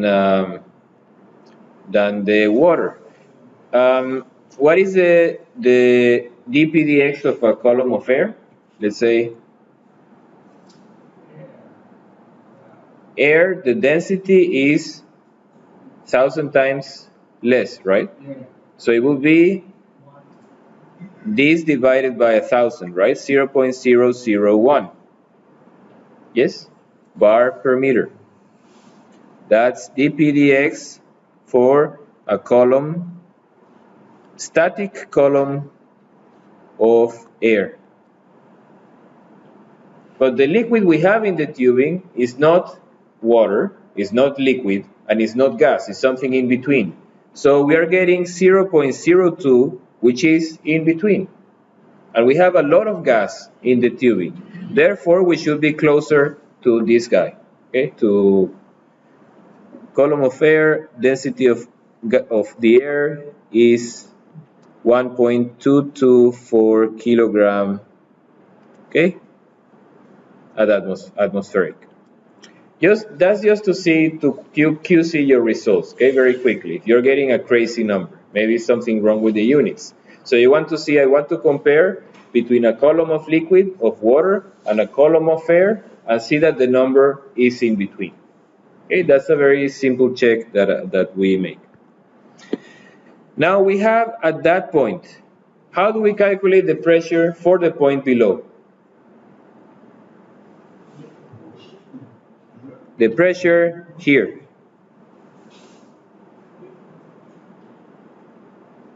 Okay, we use the equation, right? We said we are at the wellhead. We want to move now 500 meters below. Okay, let's call this P2. Okay, so we know that P2 minus PWH divided by the length will be dp dx evaluated at pWh. Okay, this guy we have is 0.02, so we can say that P2 will be equal to pWh plus dp dx times L. Okay, this number we have L, we don't have it, but we have the difference in height that we can use. Okay, and we have the wellhead pressure. So let's do that calculation. Here, that pressure, the second, will be the previous pressure, or the pressure above, plus dp all the way to the right, dp dx times, and the length, okay, in meters. So the length will be this guy minus the difference in TBD between the two segments. Okay, pressure above plus the delta P dx at that point times the difference in TBD. And I hope it gives, okay? But now we have to do an important change, which is to change the format. This is not anymore a given number, but this is now a number that I calculate. So I want to change the color to blue.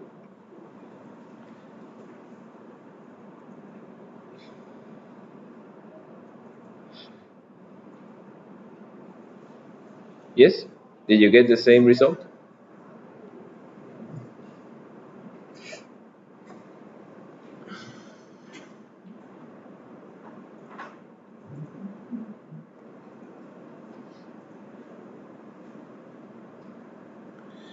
Okay, so I will apply now this equation down. Okay, I will just copy and paste down.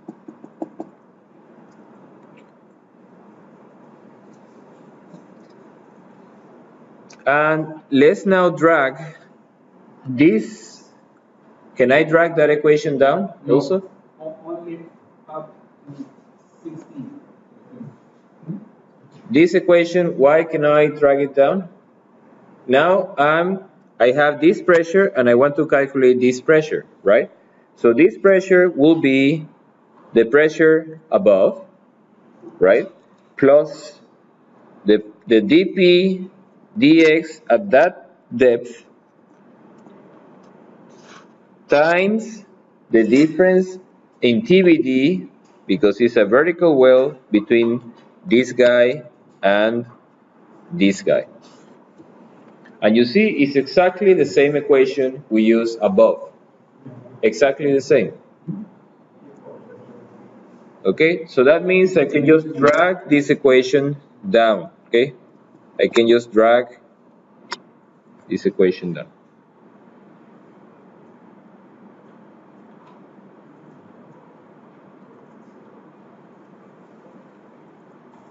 You see, very simple, but it's important. I do it sequentially, and I do it from the point that I know the pressure. Okay, from the point where the pressure is known.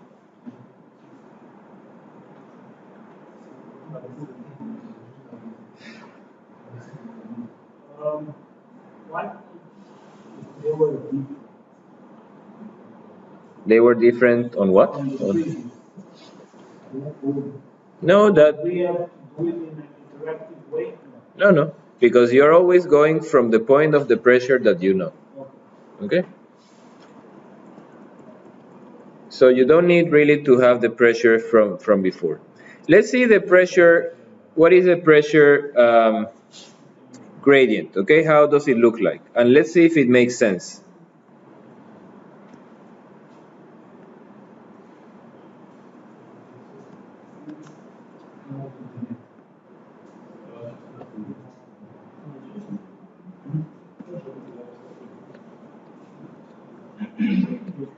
Okay, what you have here, a low number, but then you see it starts to increase. Okay, and that we saw that the gas fraction was becoming smaller and smaller and smaller. So when I come down here, the density of the mixture is more like the density of the liquid. Okay? And we know that if was a column of water, we should have, you know, 0.1, but we are having half. Okay? So let's look at the density of the oil. The density of the oil is actually almost half. Okay? Is 592, and density of water is 997. So it makes sense, it's at least in the ballpark. Okay? Plus I have some friction losses in the tubing. So, Mhm. could you repeat that explanation of the density? Well, I just saying, look at the dpdx, right? We see that it's increasing. We know part of that dpdx is due to the hydrostatic column, okay? Density of the mixture, G sine of theta, okay? So here I have a lot of gas, okay? And here I have a lot of liquid. But I say, well, but still it's not close to the one of the water. Why not? And then I look at the density of the oil, and I see it's half of the water. So it makes sense that it's at least it makes sense logically, okay? So you have done now pressure calculation along the tubing using multiphase, okay? Using multiphase pressure drop. If you have, so you tell me, well, I don't like this reflux. I don't like it. I want something else. I like my correlation, Bex and Brill. So what do I have to change here in my Excel sheet? If you see on this process that we made, right, this integration process, you just need to change this equation. Okay, you can use any equation you want. Bex and Brill, Botman and Carpenter, you can use Olga, Leda, you can go to a friend. He tells you he's an expert in multiphase flow. So you can come tell me that number for that position, and I just use it to integrate. And then the next position I have to ask you once more. Okay, so really the integration process is generic. You can use it, you always have to use an integration process, because the amounts of oil and gas are changing along the pipe. So you always have to integrate. The thing that changed that depends is what expression do you use for dpdx. You can use, people prefer one correlation, another correlation, you can use homogeneous, okay? You can use whatever you want. One question. DPX basically is between 2 points. Uh-huh. Yes. But in the first point, we can correlate using another point. So we use this equation that you gave where we put those parameters. Mhm. And so on. Could you explain in terms of meaning what we have done there? Well, when we use that equation, this equation, we're calculating at a point, Yeah. okay? So To make the integration, we are assuming that it will be the same, okay? So on that segment, okay? So let's see the segment. So we are calculating here dpdx, and we are assuming that value is constant all the way until the next one. And here I calculate another dp, and then I assume it's constant all until 3, okay? So that's the assumption I make. Like I say, if you do another assumption, like you make an average, you have one here, and then you make an average. You can use Runge-Kutta, you can use whatever you want, but here we're using Euler, which is very powerful if you use a small time, a small yeah, step, okay, uh, a small spatial step. Yes? yeah. Should we take it one step further, a bit more complex? Yes. Okay. Now, and for that I need to give some theory. Okay. So we're going to make now, the next step is to make flow equilibrium for a saturated oil well. That means when I have multiphase, okay, I have two phases. For that, I'm going to need an IPR, okay? I'm going to need exactly an IPR that looks like that. And this is really a bit challenging. Why? Because if you remember the equation, the Darcy equation, you have Q divided by area, right? And this is equal to Q oil. That is equal to K density dP dr. Yes, that's the equation from which we start all the derivations of IPR. In reality, when you have two phase, it's not like the oil is flowing by itself on the pore, right? It's flowing with another substance, with gas. So you don't use K absolute permeability, but you use relative permeability, right? Which is the effective and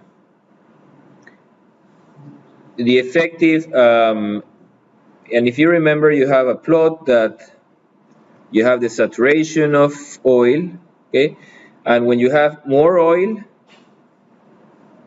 the KRO is increasing, okay, which is this guy here. But the gas, what happens with the gas? The relative permeability of the gas is going down, right? Because when you have more oil, it's more difficult for the gas to flow. Okay? And when you have more gas, it's more difficult for the oil to flow. So now the equation is changed in the following manner. So you have the same QO. QO, what do I use? I say that QO is BO times QO, right? And then I have QO equal to 2 pi R.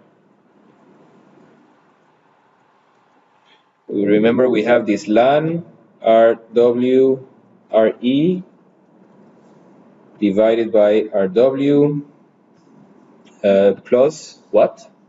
0.75 minus 0.75. Okay, you already forgot about IPR plus S. Okay, and then here I have K. Okay, and here I have an integral, right?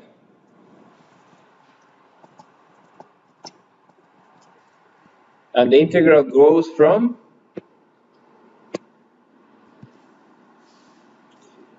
bottom hole pressure to reservoir pressure, a fictitious point where the pressure is equal to the average, volumetric average pressure, KRO,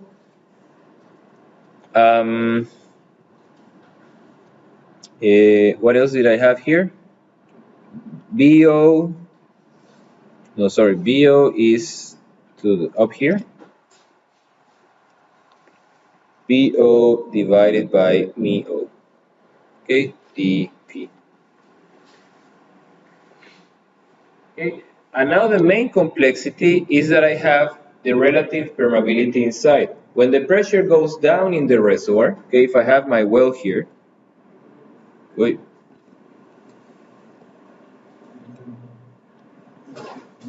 okay, initially, let's say initially I have everything is just oil, okay, everything is filled with oil. When I start to reduce the pressure, and if the pressure goes below the bubble point, I will start to have gas coming out of solution, okay? I will start gas coming out of solution. Initially I have a little bit of gas that doesn't go anywhere, it's just standing there, it still cannot move. But when you have enough gas, saturation of gas, then it will start to move and flow towards the wellbore. Okay, so what I'm saying here, this permeability depends on the saturation of oil in the region from PWF to PR. And that saturation, the saturation in that region The saturation of oil is a function also of pressure. Okay, so that's why you have to keep it inside the integral. Okay, so to summarize, very complicated. It's not simple to make like a nice equation like what we obtain for gas or for liquid or for undersaturated oil. So if you have those expressions, you can try to find an expression, okay? But it's not simple. So to make our life easy, I think he was from Shell, an engineer called Vogel, okay? He did something very interesting, and I think it was around the 60s or the 60s or the 50s. I'm not sure where was it, okay? Someplace there. But he said, well, we have this problem for how to predict this curve. We know if we try with the equation, it's tough, okay? Because we have to find how the saturation is changing with pressure along the wellbore, and that's tough, that's difficult. So what he made a bunch of cases using reservoir simulator, and he calculated many different curves, okay? He had a collection of these curves. Okay, so he generated IPR from reservoir simulator. Remember, reservoir simulator is like a virtual well. Okay, it's your virtual reservoir. You can produce it as many times as you want, and it will never deplete.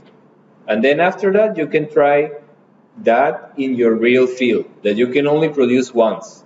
Okay, so he took from reservoir simulator, he generated IPR for many different cases. Okay, he took a bunch of cases, PWF, QO,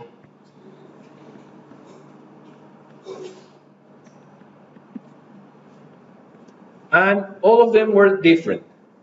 But he had a very clever idea. He said, well, they all look different, but what if we divide for each one of them the rate of all of these points by the maximum rate? And what happens if we divide the pressure of all of those points by the reservoir pressure?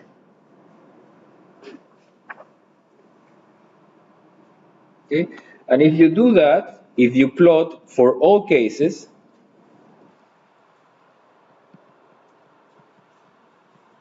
if you plot PWF divided by PR, okay, and divide QO divided by QO max of each experiment, okay, each experiment will have its own QO max, okay, and its own reservoir pressure. But you take, for example, all of these points and you divide by these two guys. Take all of these points and you divide by these two guys, and so forth. He found something very interesting, that all points fall on one unique line. All the points, he had a cloud of points, and all of them fall on the same line. Perfect. And then he could use one equation for that. The equation he proposed was the following: QO divided by QO max is equal to 1 minus 0.2 PWF over PR minus 0.8 PWF over PR squared. And that equation worked for all cases that he studied. Okay? And that's the famous Vogel equation that is used for saturated oil reservoirs. Okay, but it came from that, from many different cases, but he normalized. Okay, he normalized all of the rates by its Q max, and then just get a unique, all of them fall on the same curve. Let's see if we have, just to find the date. When was it? See, he was from Shell, and that was in 1968. Okay, so it was in the 70s. So he shows that they are very different.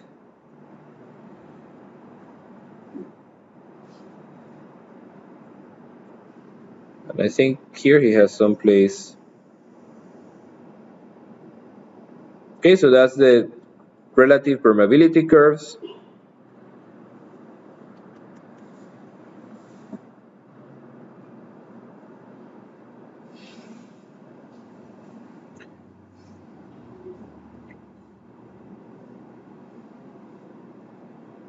Okay, here he has some variation, but basically all of them fall on the same curve. So when was it? 1950, 70, 68. Okay.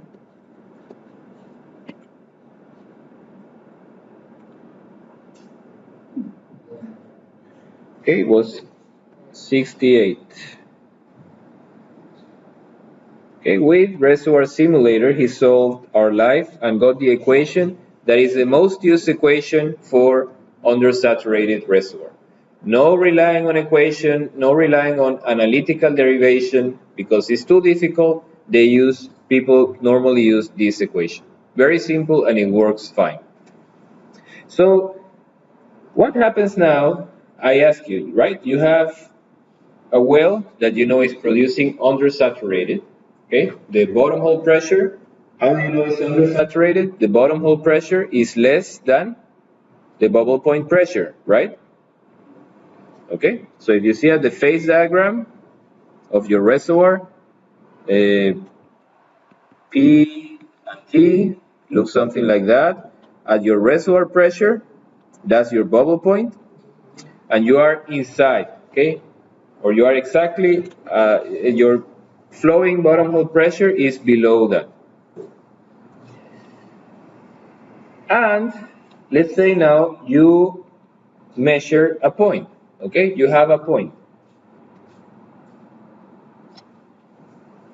Is that enough to find an equation? Now you want to see what will happen if I have another rate, okay?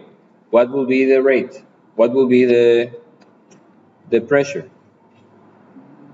Is that enough?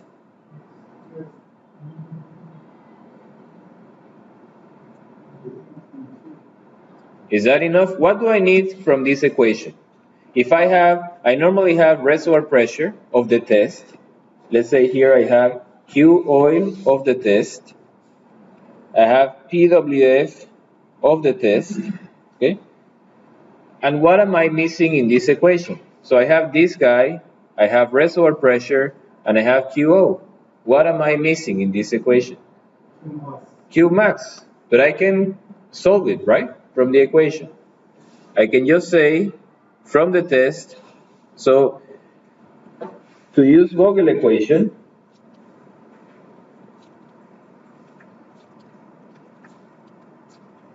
from the test, okay, I have PWF test, QO test, and PR, okay, measured reservoir pressure. Therefore, I say that my QO max, it will be QO of the test divided by 1 minus 0.2 PWF of the test divided by PR plus 0.8, minus 0.8 PWF of the test divided by PR. Voila! I find my QO max, and now I have an equation that I can exactly see reproduce the inflow performance relationship of my well. And this is the equation we are going to use. I have done that process for you already, so we already know Q max, but I'm just telling you, if you don't have it, how you can calculate, okay, from only one point. Remember for gas, how many points did we need? Remember in gas, the back pressure equation, we have CR P minus PWF squared N. Okay, I have 2. So I need at least 2 points. Okay, That's not an issue for saturated oil. I can just do it with 1 point. Okay, so let's do now an exercise, and I think maybe that will take the rest. And the exercise is called,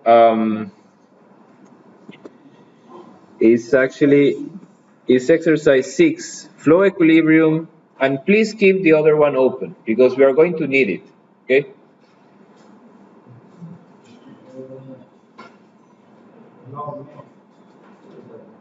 It's exercise 6, it should be on my website. It's called flow equilibrium saturated oil well.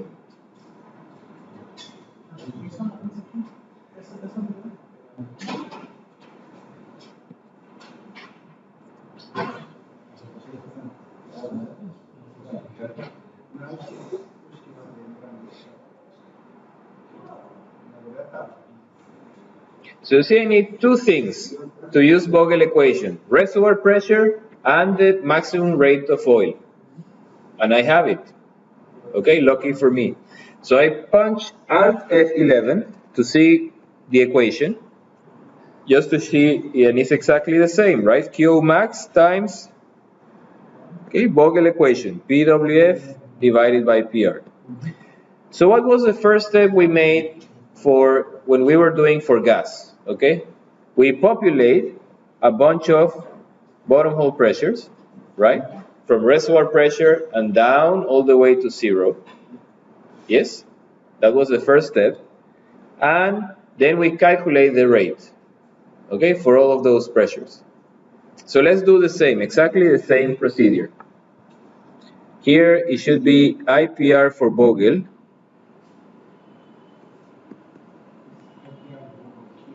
PWF is this guy. P reservoir pressure is this guy. And I block it.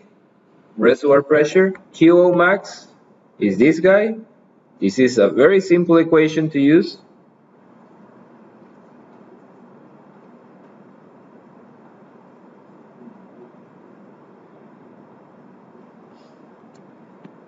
And I drag it.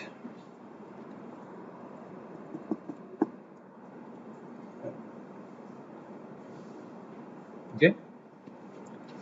And it goes the way it's supposed to go, okay? Like a curve going down, nothing strange there. So the next step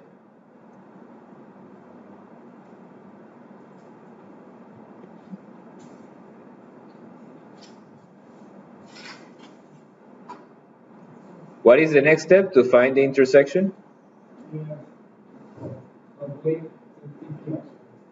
Okay, we are going to calculate the required pressure at the bottom of the tubing, okay, to flow against certain rate. Okay, if you remember, we had our well, right? You always have to have in mind equilibrium. Okay, we came from reservoir pressure all the way to PWF. For that we use Vogel equation. Okay. And we calculate this curve here, right? Now I have to calculate the pressure required at the bottom of the well. How do I calculate that pressure? I have to go through the other boundary, right, where I have a constant pressure from the wellhead. In that case, how much do we have at the wellhead? No, the wellhead pressure is 28, okay, from this exercise. So we have 28 bar, and we have to calculate the pressure required to flow against 28. Counter current, okay, we have to move from here all the way to the bottom of the well. But we already know for multiphase this is tricky. We have to do it in sections, right?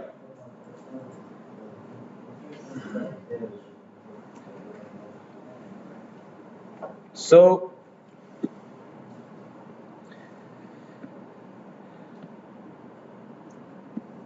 So we have to calculate. So let me just copy this table here. Okay, this is very tricky. So this is very important. So we have to be careful here. Okay, we have to calculate. Let's say we are not going to look at zero flow.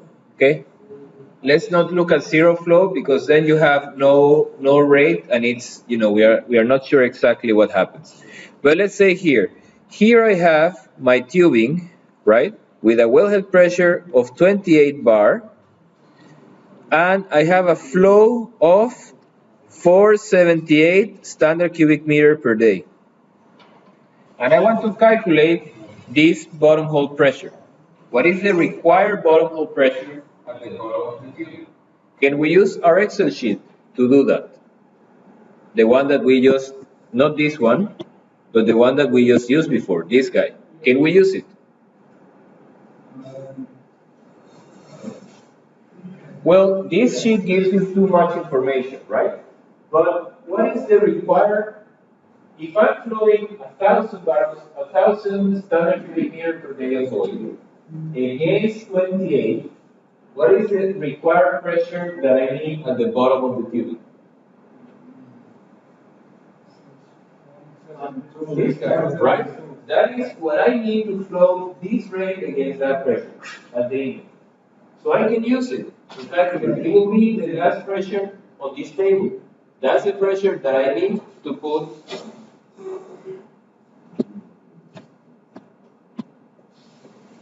here, okay? That's the pressure I need to put here. But what do I have to change on the Excel sheet?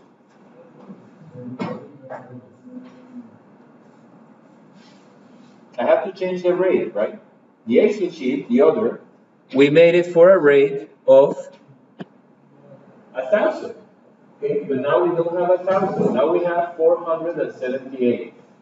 Okay, so let's try that. And be careful.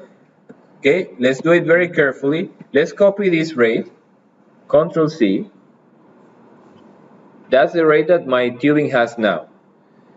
I come to this Excel sheet, and then I have to be very careful. In C6, I paste special. I paste only the value.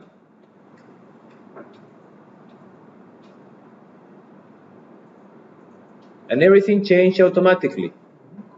Okay? Now it tells you that to flow against 28, this rate, I need 179.7 bar. Now, what do? I come and copy that number because that's the bottom of the tubing. I go back to this Excel sheet and I paste it just here. Paste also has a value.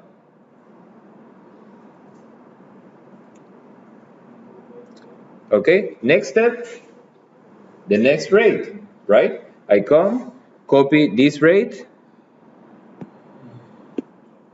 and paste it here. Also, be careful, has a value. Okay, and now I need a pressure of 182.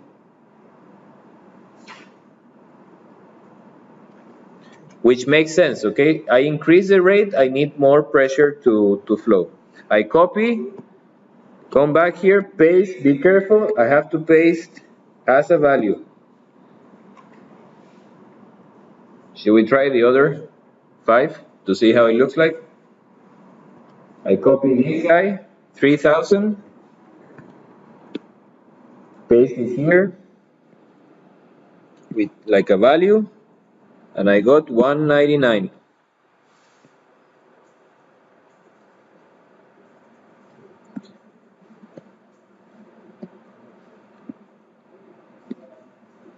Okay, now the next one, 4,000.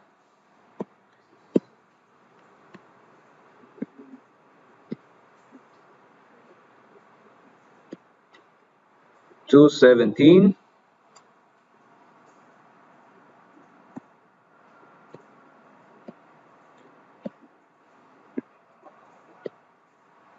4,700. Now you see why it takes so much time. It's a lot of effort for multiphase. We have to make it for, we have to make this integration, okay? That we didn't have to do this process for gas. It was much simpler. Paste value.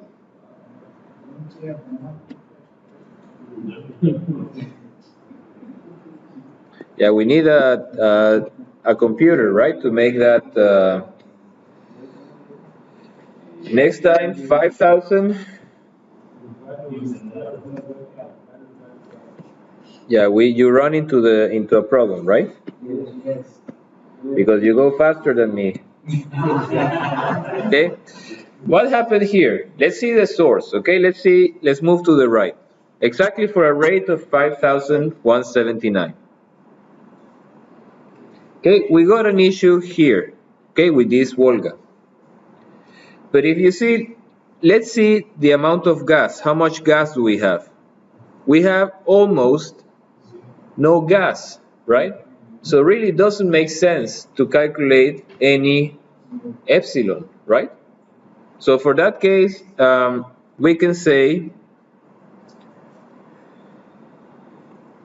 let's do something here. We can make it more robust if we say if this cell, okay, if Q of the gas is less or equal than 0, you should simply put 0 because there is no gas, okay? If not,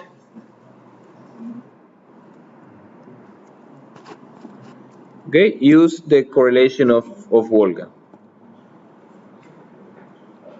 okay? Or you can just put 0, you type 0, okay? I'm just trying to make it such that if it finds that problem again, you don't have to put the 0 manually, okay? I'm just saying put an if. If there is no gas, just simply put 0. The fraction should be 0, okay? You should have 100% liquid. And actually, I'm going to copy that and paste it also here. Okay, and I'm going to paste it also here.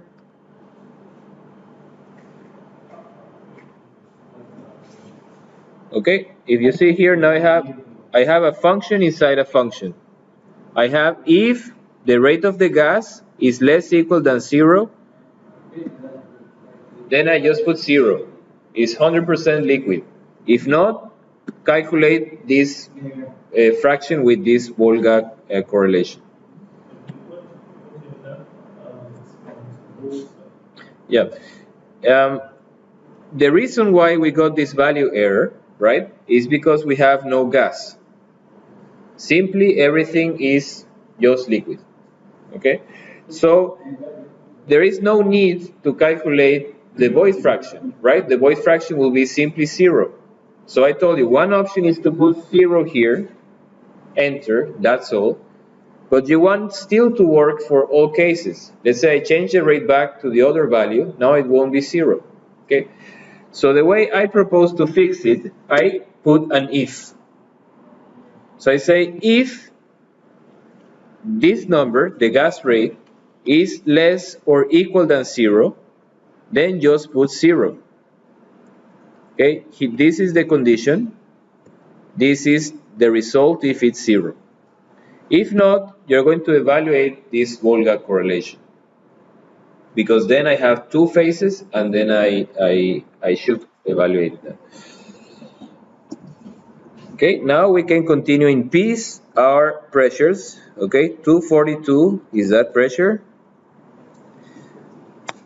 We come here, copy and paste, and we need only one more pressure to go, on one more rate to go.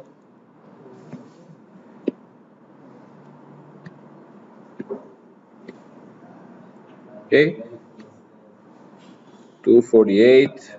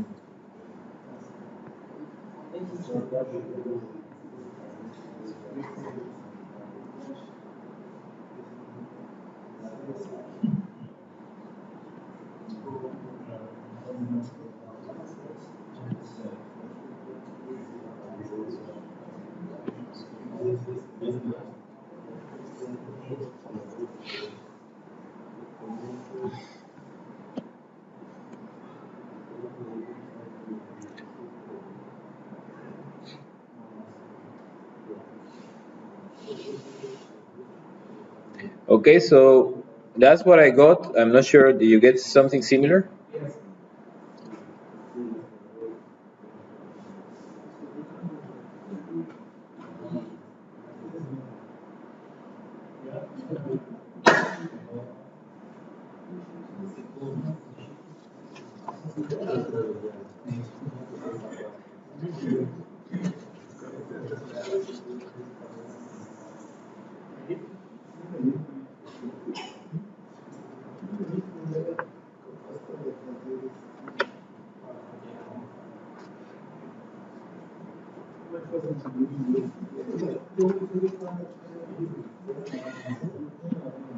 Okay, so why does it look so strange? That's the first question.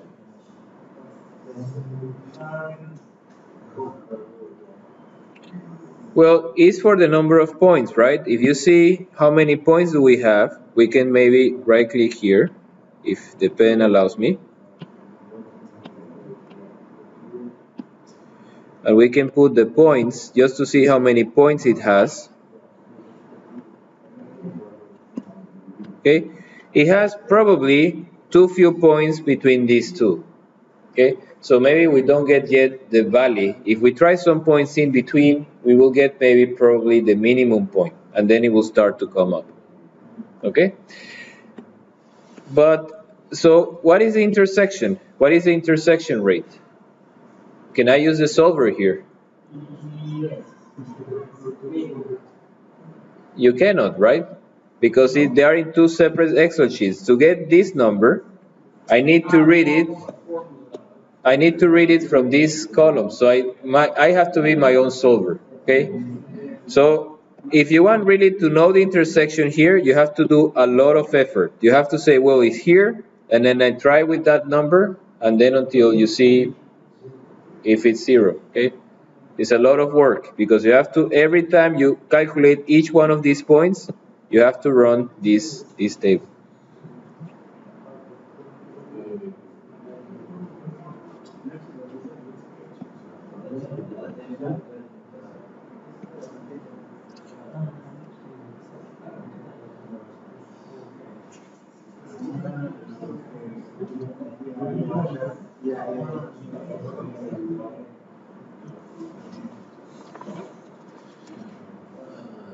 Okay, so we have just one thing before we leave multiphase, okay? This was the last exercise on multiphase. You now know how to calculate single phase liquid, single phase gas, and multiphase, okay? And you know IPR and how to calculate TPR. You have a lot of power now. You can do almost everything you want, okay? Now, I want to make a small comment before we leave this, because the next topic is processing. Okay, we are going to go a bit more deep into processing. What exactly do we have there, and what is it for? And actually, I got some diagrams, but maybe we won't have time today. But before we leave, I just want to mention something about something called tubing tables.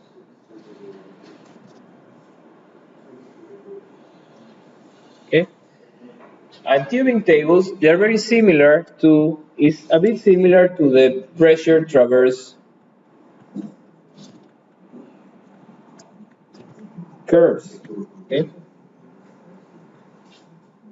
And the reason is this calculation is very expensive. Okay, you have to go for every rate, you have to go and do the calculation manually. Okay, the well can be complicated, like you were asking. If the inclination, you have an inclination, then you have to put one more column with the MD, and you have to put the angle. Okay, calculate the angle of the section.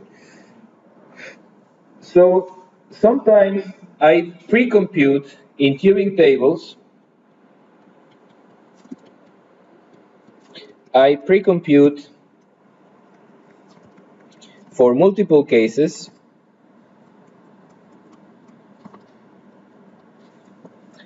uh, the pressure at the bottom of the well. I pre-compute, just like what I did on the exercise. So I say for P wellhead pressure 1, okay, for certain GOR and GOR 1, okay, and for water cut 1, I make my table for different rates, okay, QO1, QO2, QO3, QO4, QO5, okay? And what am I doing there? I'm just in my plot, right? If I look my TPR, PWF versus QO is just this collection of points, right? 1, 2, 3, 4, and 5. Okay, that's for wellhead pressure 1.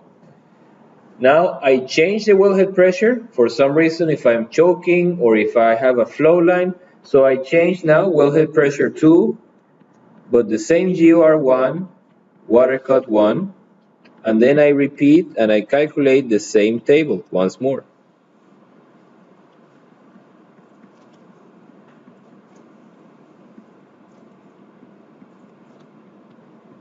Okay, what do I do now?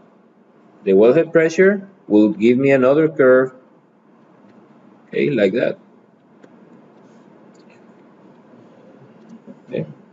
And I repeat for a few pressures. So I say, for example, I know that my wellhead pressure minimum, my wellhead pressure will be between a minimum and a maximum. Okay? So I say I will just take endpoints. Okay, I will take 5 or 10 points, endpoints of wellhead. Okay, let's say 5, and I will take 10 curves. Okay, such that I'm covered in any condition. So I come to the field, the well is producing not at 28, okay, but it's producing at 40. Okay, so I come to my table, and then I read I go to the table that says 40, and I read for the rate that I have, how much is the bottom hole pressure. Okay, what happens if I don't have exactly 40, but I have, let's say, 45 and 35? Interpolate, yes? Now, you already know with time, the GOR of the well, okay, is changing. It's not constant. It's constant only when it's undersaturated. Normally, I have it's going down and then going up like that. Okay? Decrease and then increase. So I usually also do the same thing. This is the GOR minimum. Sorry, this is the GOR minimum. This is the GOR maximum. And I do exactly the same. The GOR I will have in the field will be between GOR maximum and GOR minimum. I go and talk to the reservoir guys, and they told me, well, it's between these two numbers. And then I say number of points for GOR, okay, and I decide, let's say 10. If it goes between 600 standard cubic feet per day to 5,000, I take 5 points, okay, and then that's equivalent to making, okay, a few more curves like that. But also the water cut can change, okay? The water cut also is going to change with time, And typically it's just increasing very slowly, steadily going up. And then the same thing, that's my water cut minimum, and that's my water cut maximum. Okay? And water cut will be between these two. And again, I have another family of curves. Okay? So that tells you how many calculations do I have to make in total. Okay? So total number of points to simulate. Okay? I have n number of wellhead pressures, right? Times n number of GORs times m number of water cuts. And is that all? I have to try every combination, right? All the wellhead pressures that I tried with all the GORs and all the rates. And the rate also, the number of rates that I have. Because every point in this table, you already saw, is a calculation. Every point in that table, I had to go and integrate. Okay? Therefore, if you use, let's say, a common number is 10 and 10, 10, and 10, how much is that? How many simulations you have to make? 10 to the 4, okay? Simulations.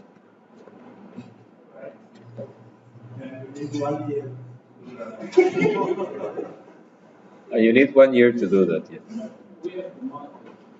Okay? So, you have to automate, right? No way. This thing that we have done now manually is just that you know where the point comes from. And I think there you learn really where the point and how much effort the point, takes to make that point. Okay? But in reality, this we use a simulator. Okay?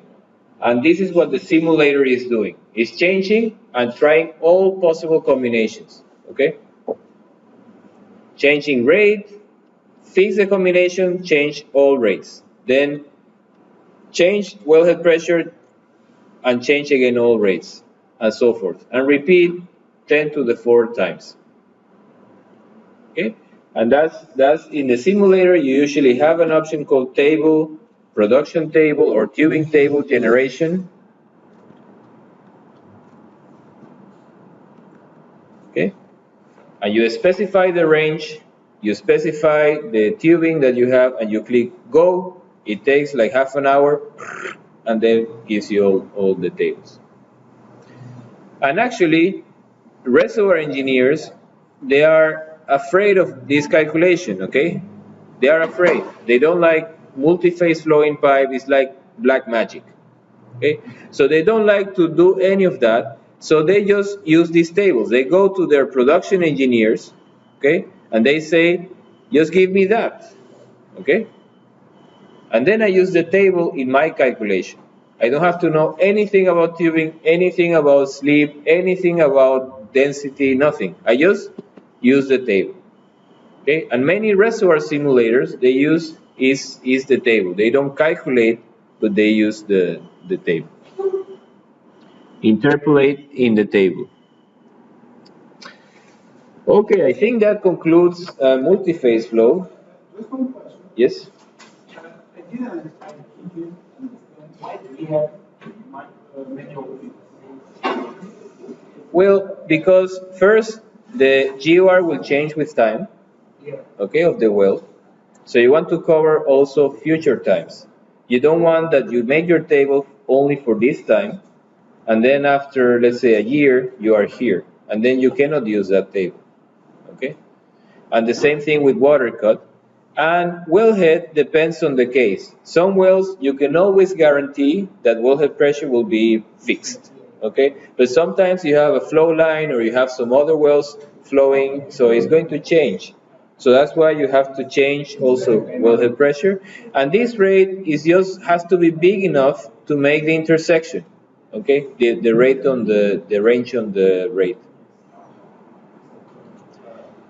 Okay, so What are the ranges that the simulator or Yeah, you have to, depends really on the case. Some, the GR, like I said, could be from very low, maybe 100, okay, can go up to 5,000. Water cut, 0 to 70, 80%. The rates depends on how big your wells are. They could go to 20,000 barrels per day, okay? And wellhead pressures really, everything from 10 bar to 170, But 200 bar. then what is the output after all this simulation? Bunch of points. This table, okay? This is the output. This collection of numbers, that's the output. Yeah, but when I'm giving the solution or the answer to the reservoir engineer, what do I give to him? What do I give to him? A collection of tables. You give him For specific time, for specific period.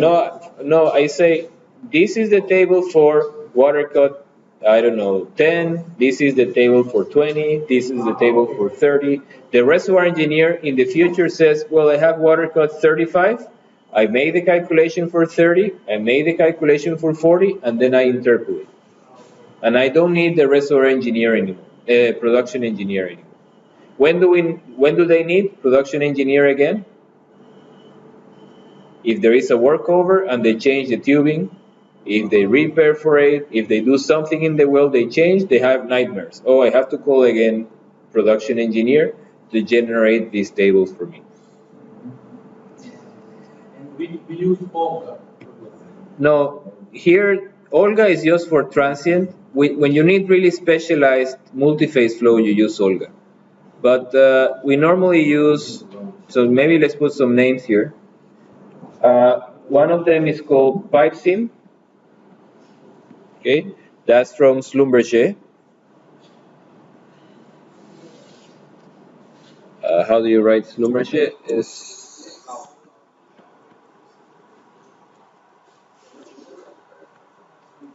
Okay. You can use also another software called Prosper. That's from Petroleum Experts.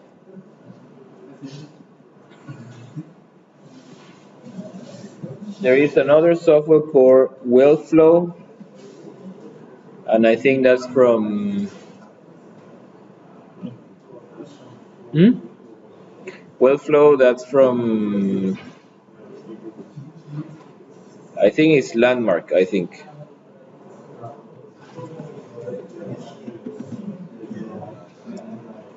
Okay, so to close the session and we go, because today was a intensive session, we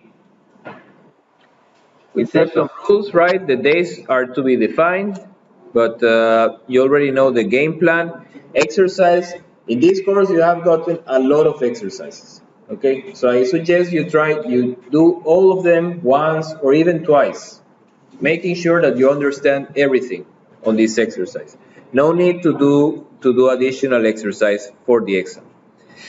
Multiphase, we saw the concept of sleep, okay, which is very important, is crucial to define what happens in the pipe, and the sleep is related to the area that the fluid occupies. We calculated the sleep for our case, and we saw it's very different from homogeneous. Then we talked about some history about the models. I didn't want to go to teach you all of these different models. Okay, they are very different and depends really on the preference. Some people like this guy better, some other like this guy better. So you just choose, okay, whatever you like, whatever you prefer. I showed you just one, which is the drift flux model, and it's very simple. I like because it keeps physics and it's very simple. And then we made calculation in the tubing by doing this integration process, which is tricky. And then finally, we did flow equilibrium for undersaturated oil well.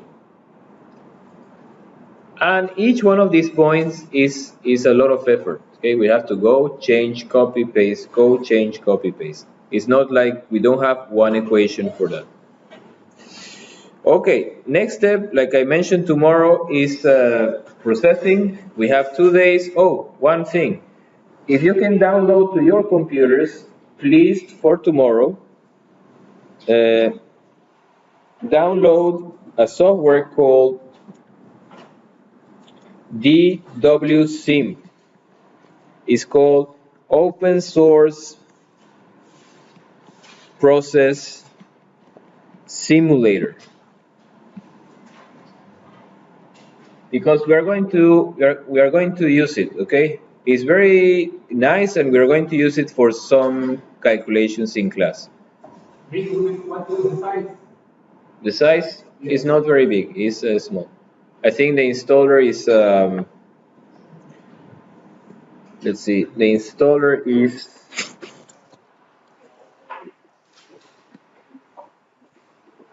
okay, it's 60 megas, and when you have it installed, it's like yeah, maybe 100 megas, something like that.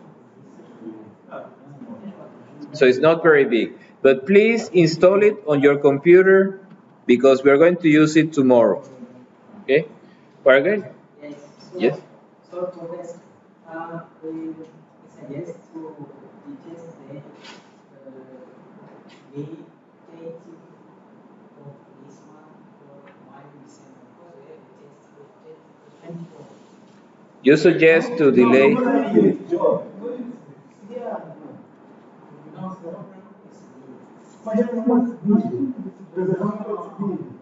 ¿Quieres el bono?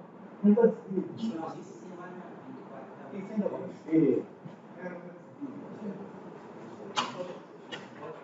Solo 15 días.